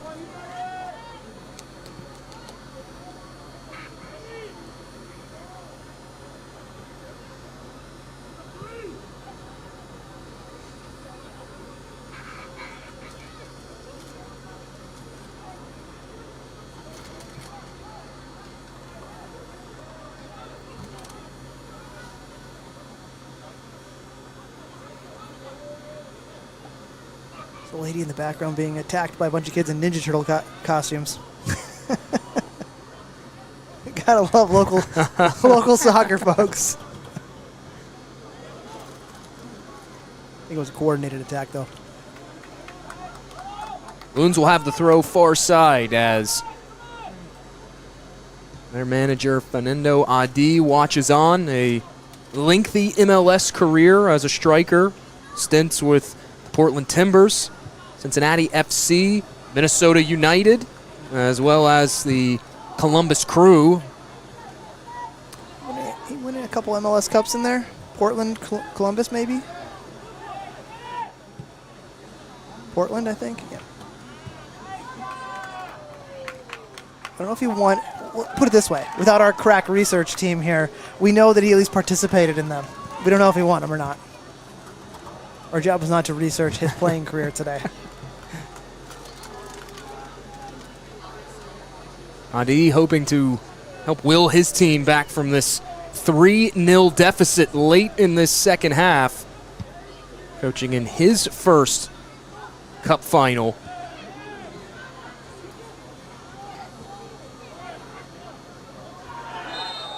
A hard challenge from Leatherman, and that will be the double yellow shown.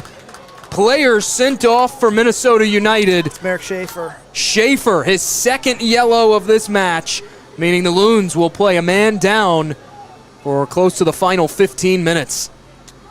Not what you want. And those yellows just 5 minutes apart. Yeah, that was pretty quick. I mean, I was making some notes here. I'm not sure if we saw a replay, but yes, that was it. That was that was bookable for sure. Especially within the context of the way the match has been officiated. It has been, we have seen obviously some bookable challenges, some cynical challenges tonight, but we also have seen an officiating crew that they do want to keep things a little within the lines here. Yeah, you got him. And the thing was, for me, not necessary. There were 4 defenders around that ball. Even if he did get the ball back, what was he going to do with it by himself besides go back into the danger or go backwards? Now you're putting your team in a really rough spot. Med City FC have been moving in packs this second half. Bags of pace, as they say. And now, with Minnesota United being down a man, that will not help their case, already down 3-0 as no, they're shutting up shop. Definitely shutting up shop. It looked like the Loons coaching staff, Fernando Adi, Cristiano Costa, Alex Morawecki, over there letting the fourth official hear their displeasure for the card. Yeah, they were definitely telling them that they didn't like it. Minnesota United FC's number 17, Merrick Schaefer. In the 74th minute.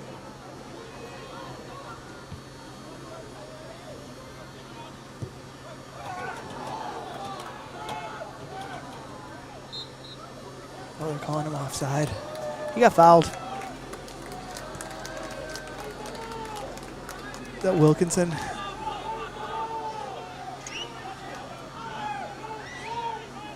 So I have been told, Jake, that we were half right. Oh. He won with both the Timbers and the Crew. So 2015, Adi won the MLS Cup with the Timbers. In 2020, that was bubble soccer.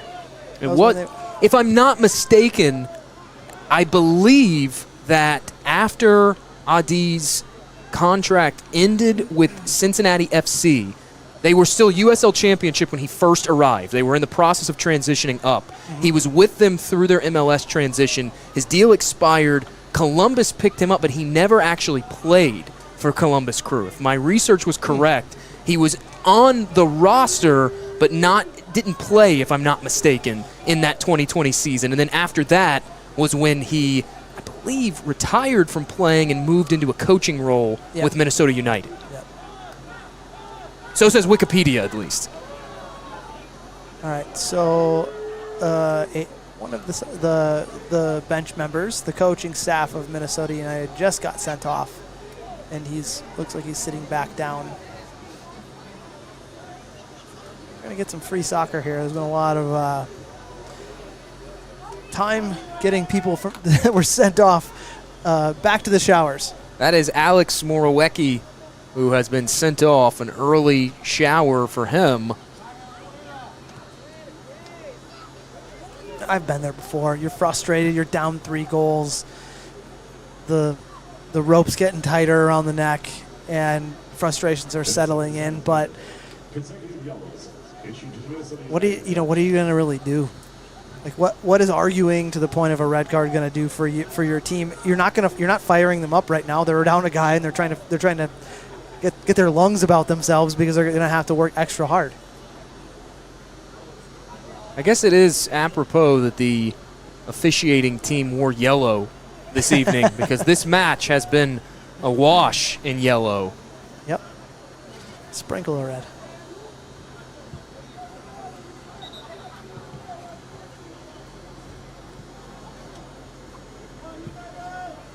I guess the ball kids make up for that by wearing red.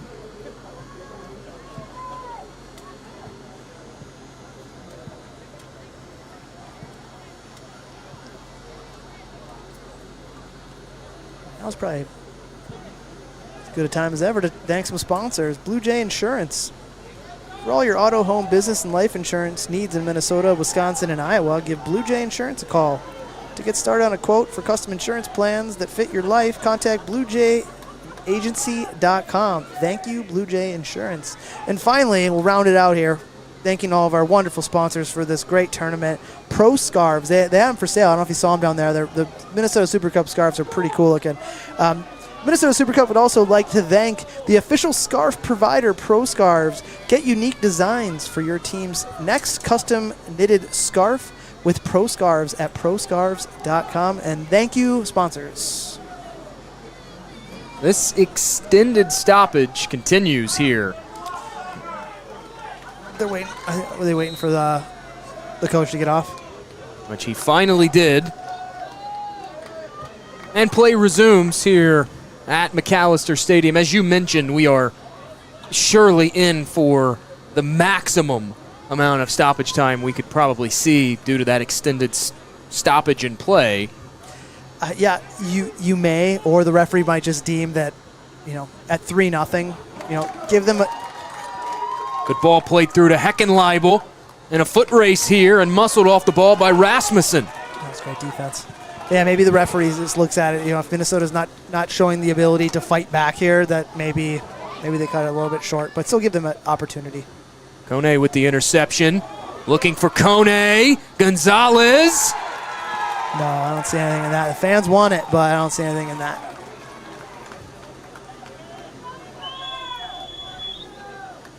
I'm keeping my eyes out for seeing if there's any first-teamers catching in the academy prospects, but I don't think I've seen any.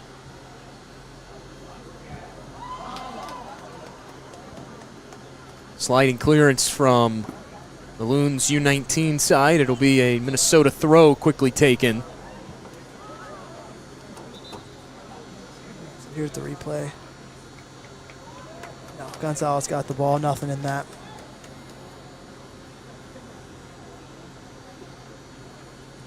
As strong as this U19 side has looked through their first 3 Super Cup fixtures, this really feels like and looks like the first time all tournament that they have been consistently overwhelmed by the experience of Med City, as we have a foul and a card immediately shown. Distraction. Yeah, watch this. 2 hands to the back. Now it's getting a little out of hand with yellow cards, red cards. What you want to do is not sour this great tournament with things getting out of hand. And I don't think the referees let them get out of hand. He's responded. I don't think it was just, there were a lot of yellow cards. I think some of them might have been a little bit softer, but warranted to keep the game under control. You just don't want to see it continue to snowball, and then it becomes, something that you don't want it to be. Gonzalez gloves away the free kick. Great save. Coughed up the rebound, but his team there to pick up the pieces, and now Tolbert will carry it forward. Tolbert still moving forward with it. Just playing with 3 players. Here's a great save on that free kick. Nicely taken free kick. Heckenleibel, and 2 yards to his left, and he's tucking that back home. Great save. Gonzalez's 4th save of this match. The most he's had in a single match this tournament.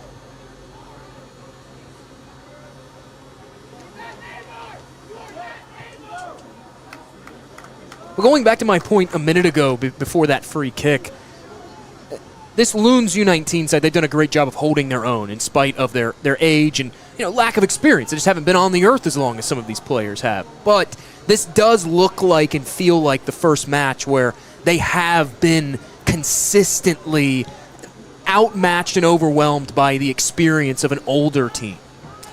I think they saw a little bit of it against Flora in the semifinal, but for me it's more of, I don't think that they maybe adjusted appropriately for what Med City just basically put all their cards on the table and showed them, here is how we're going to play today.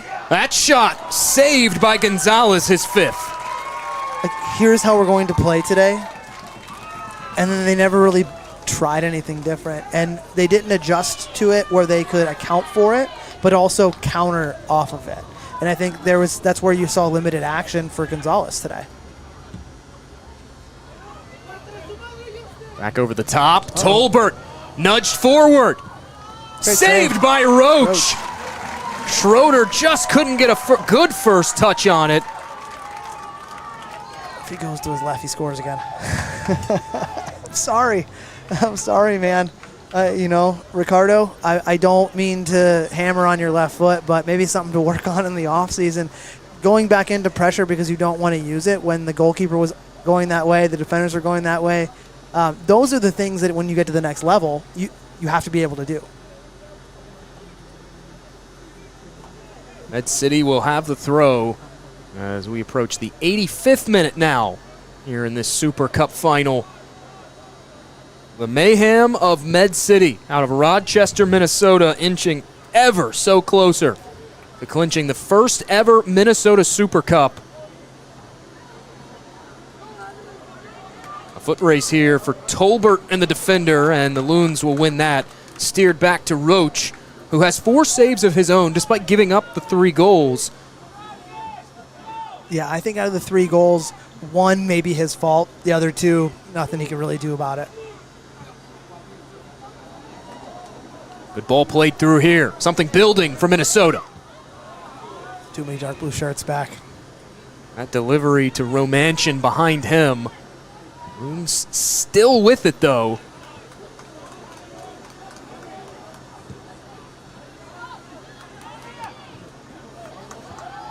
Good defense by Gasho.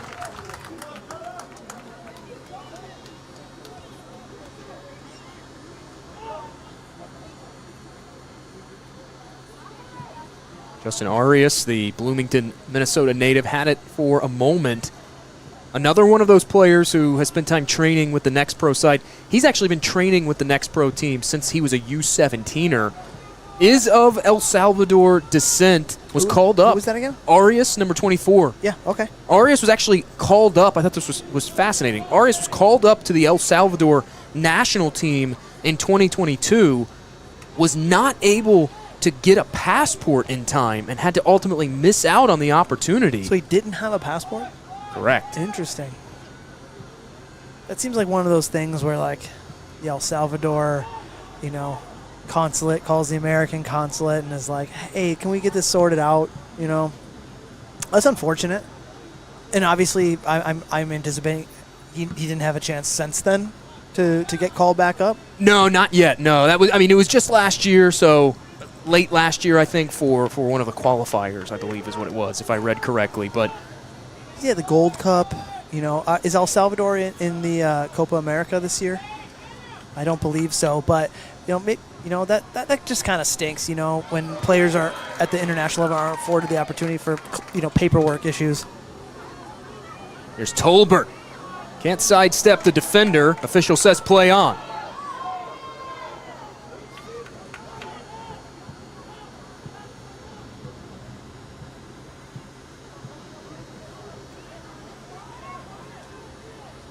What was a nice-looking build-up just fizzles out. Too short of a pass there, and Med City all over it.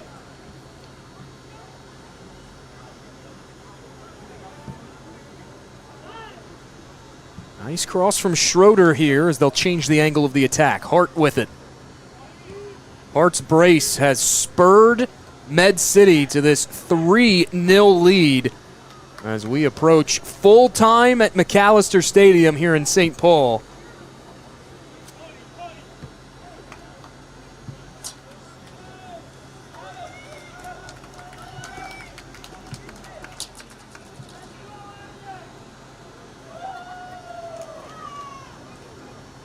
The other tournament I was thinking of was the Nations League.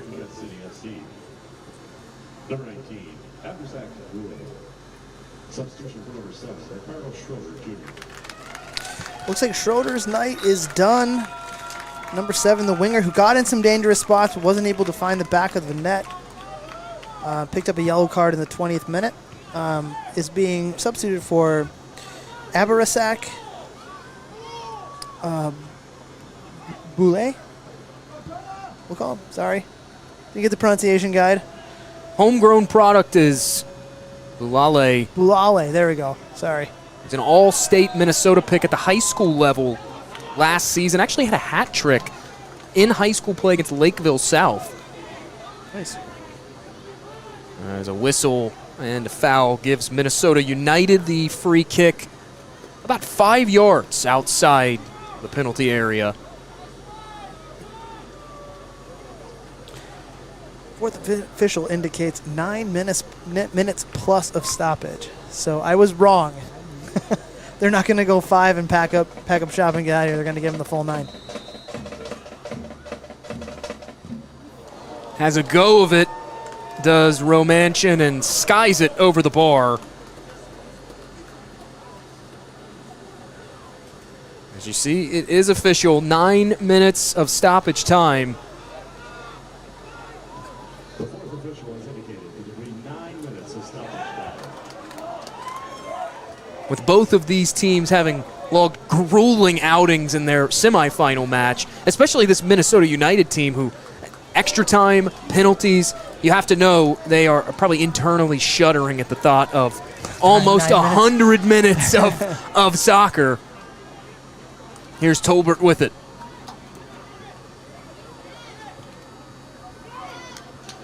This ball inside was looking for Boulale and has it taken away there by Vargas.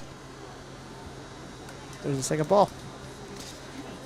Took to the second half for them to attack one, but that's what Coach Adi said they needed to do, and I didn't see a ton of it today.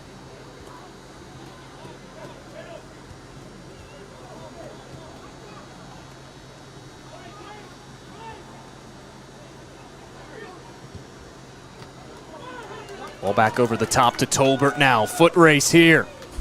And Tolbert will win that. The speedy Tolbert is 5'5" out of Austin, Minnesota. It's so hard to bring down. The Loons finally get the possession away from him, and that will be a foul against Tolbert.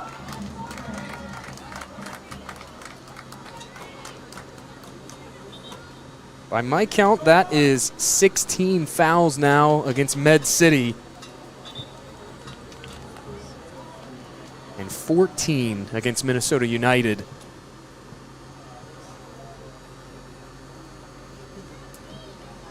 Entering the pitch for Med City FC is number 30,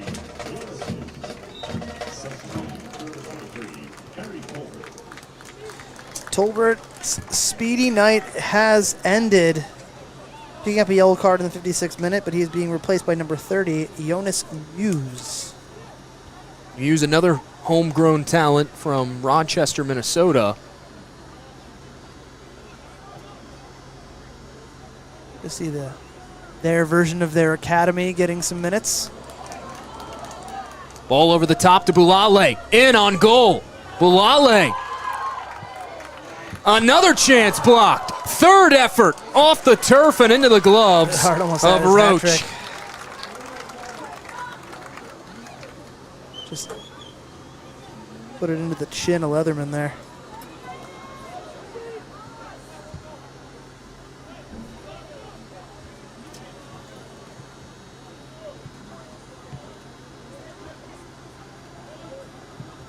Business has for sure picked up for both of these keepers in this second half. Each with 5 saves of their own. They've faced a bevy of shots tonight. Med City has found a way to put up 12 shots. 6 in this half, 6 in the first half. Here are the Loons on it. Was looking for Heckenleibel, and instead it's Gonzalez coming off his line and ending the chance.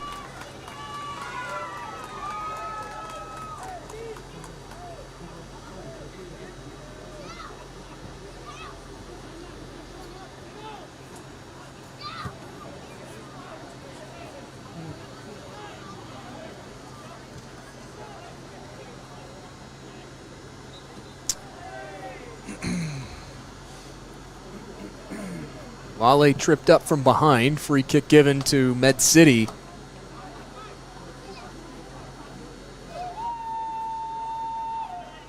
One player whose name that really hasn't been called just because of the nature of the position, I would have to give a nod to Rasmussen.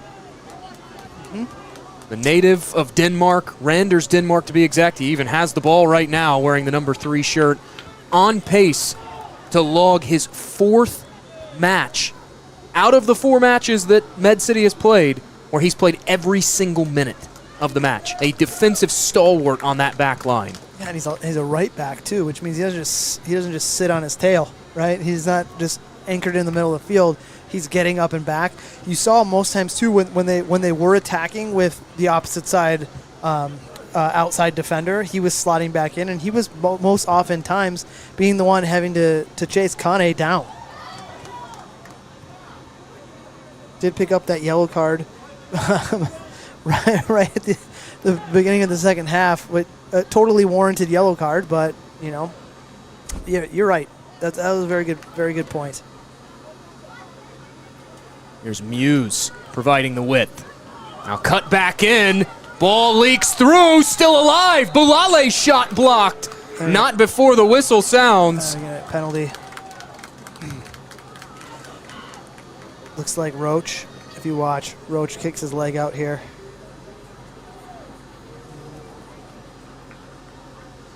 I don't know if I'd give that a penalty, but sure.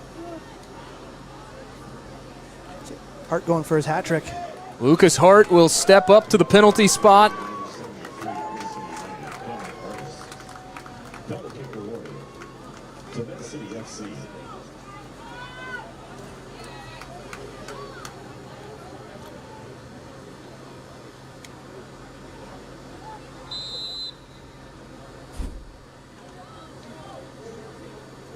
Hart. Stopped there by Roach, but finishes the second effort. What a save by Roach. Man. 3 goals in the cup final for Lucas Hart. Take a bow. He caps off a fantastic evening for Med City. 4-0 for the Mayhem. What a save. I'm going to say that hat trick comes with an asterisk. Because there was no defender that could come in and track with him, and that was just a fantastic save by Roach. But they go in, they go in.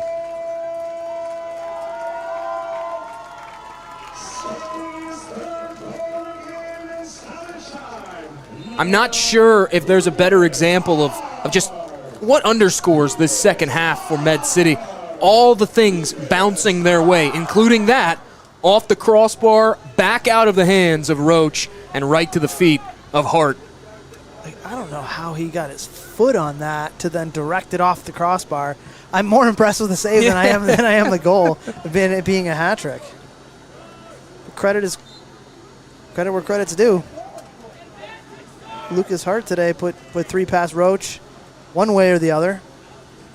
Coming into this cup final, there were 3 players, including Hart, tied for the most goals scored in this Minnesota Super Cup.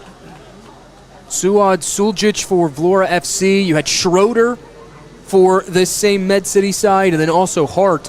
Hart has come in and, frankly, caused mayhem for Minnesota United U19s and has asserted himself atop the Golden Boot race for this cup tournament. Yeah, I wonder, does he get like a shoe or something? At least like a t-shirt. You gotta give him something for that.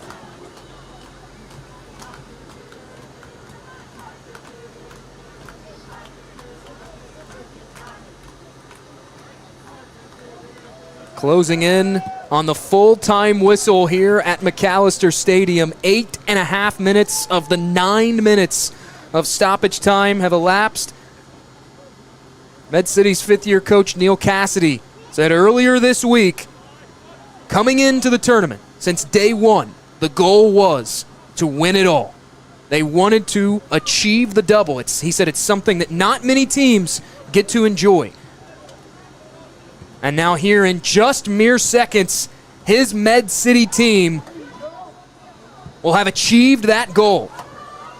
One last gasp effort here for Minnesota United.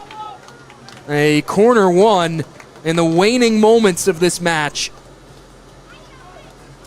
I give him a trophy and 10% off at Turbo Tim's for all your automotive needs. That's a great tournament if you get a trophy and 10% off at Turbo Tim's, and there it is. The whistle sounds full time at Macalester Stadium.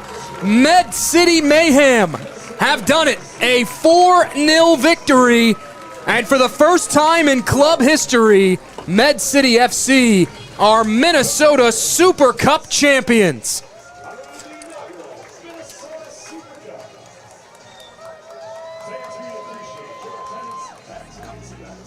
We'll head to break and return to wrap things up here from St. Paul, Minnesota. That man, number 9, Lucas Hart, the catalyst in the second half. 3 of Med City's 4 goals.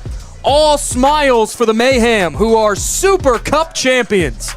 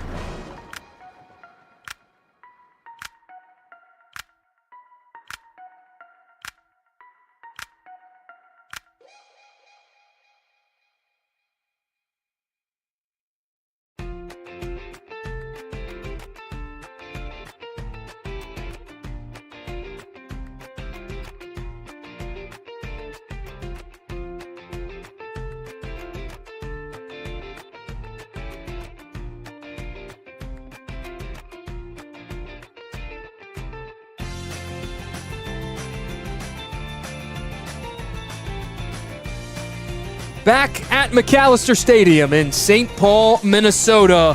It is full time here in the Twin Cities. Med City FC, the inaugural Minnesota Super Cup champions, a 4-0 decisive victory over Minnesota United U19s. During that break, John, we talked about it, a tale of two halves. Minnesota United U19s definitely on their back heel in the first half, but not like we saw in half number 2. Yeah, there was no response. Like we talked a little bit about it in the waning moments of the second half. There wasn't a solution and a counter punch for what Med City was throwing at them. And even though it was older, tired legs, Med City put the ball in the back of the net with their chances. And Roach did everything he could to change that. But at the end of the day, Lucas Hart found it 3 times, and I don't even know who scored the 4th goal. Doesn't matter. Lucas Hart got the hat trick. That's what'll be remembered. And congratulations to Med City on being the inaugural Minnesota Super Cup champs. Lucas Hart with 5 goals in this tournament, the Golden Boot winner of the Minnesota Super Cup. 3 in the second half alone, as the Med City FC team will go into the record books as the first ever Minnesota Super Cup champions. Their head coach, Neil Cassidy, said it earlier this week. To come in and win your league and win this is a difficult task for any team. They had a chance to do it in year 1, and they've done it. Yeah, I mean, I'll stand by it. I think they've climbed themselves to being the cornerstone of their league, and a major player in the pre-professional ranks in Minnesota. I mean, they've won back-to-back conference championships. They've represented themselves well in the national level in the MPSL playoffs, not getting the victory, but representing well against a really strong Steel City FC side, and coming home with the trophy. You can see tournament organizer. I mean, the camera's not on him right now, but we can see it. Tournament organizer John Martinson bringing the cup over to Med City. So congratulations to them. And hey, man, it's been an absolute pleasure working with you. This has been fantastic. Thank you all for having me. I've thoroughly enjoyed this, and it's great to see domestic cups like this spring up in Minnesota and elsewhere, and I cannot wait to see where this grows in year number 2. Med City FC in year 2 will be attempting to defend their 2023 title. The most unique thing about this, their names will go on that cup. Champions of the Minnesota Super Cup, Med City FC. Year-long bragging rights for the Mayhem, who keep the sheet clean against Minnesota United U19s. 3 goals for Lucas Hart. A 4-0 victory for Med City and Neil Cassidy. Thank you all for tuning in here from Macalester Stadium on the campus of Macalester University here in St. Paul, Minnesota. This has been an exclusive presentation of the Minnesota Super Cup Final. Med City, your inaugural champions.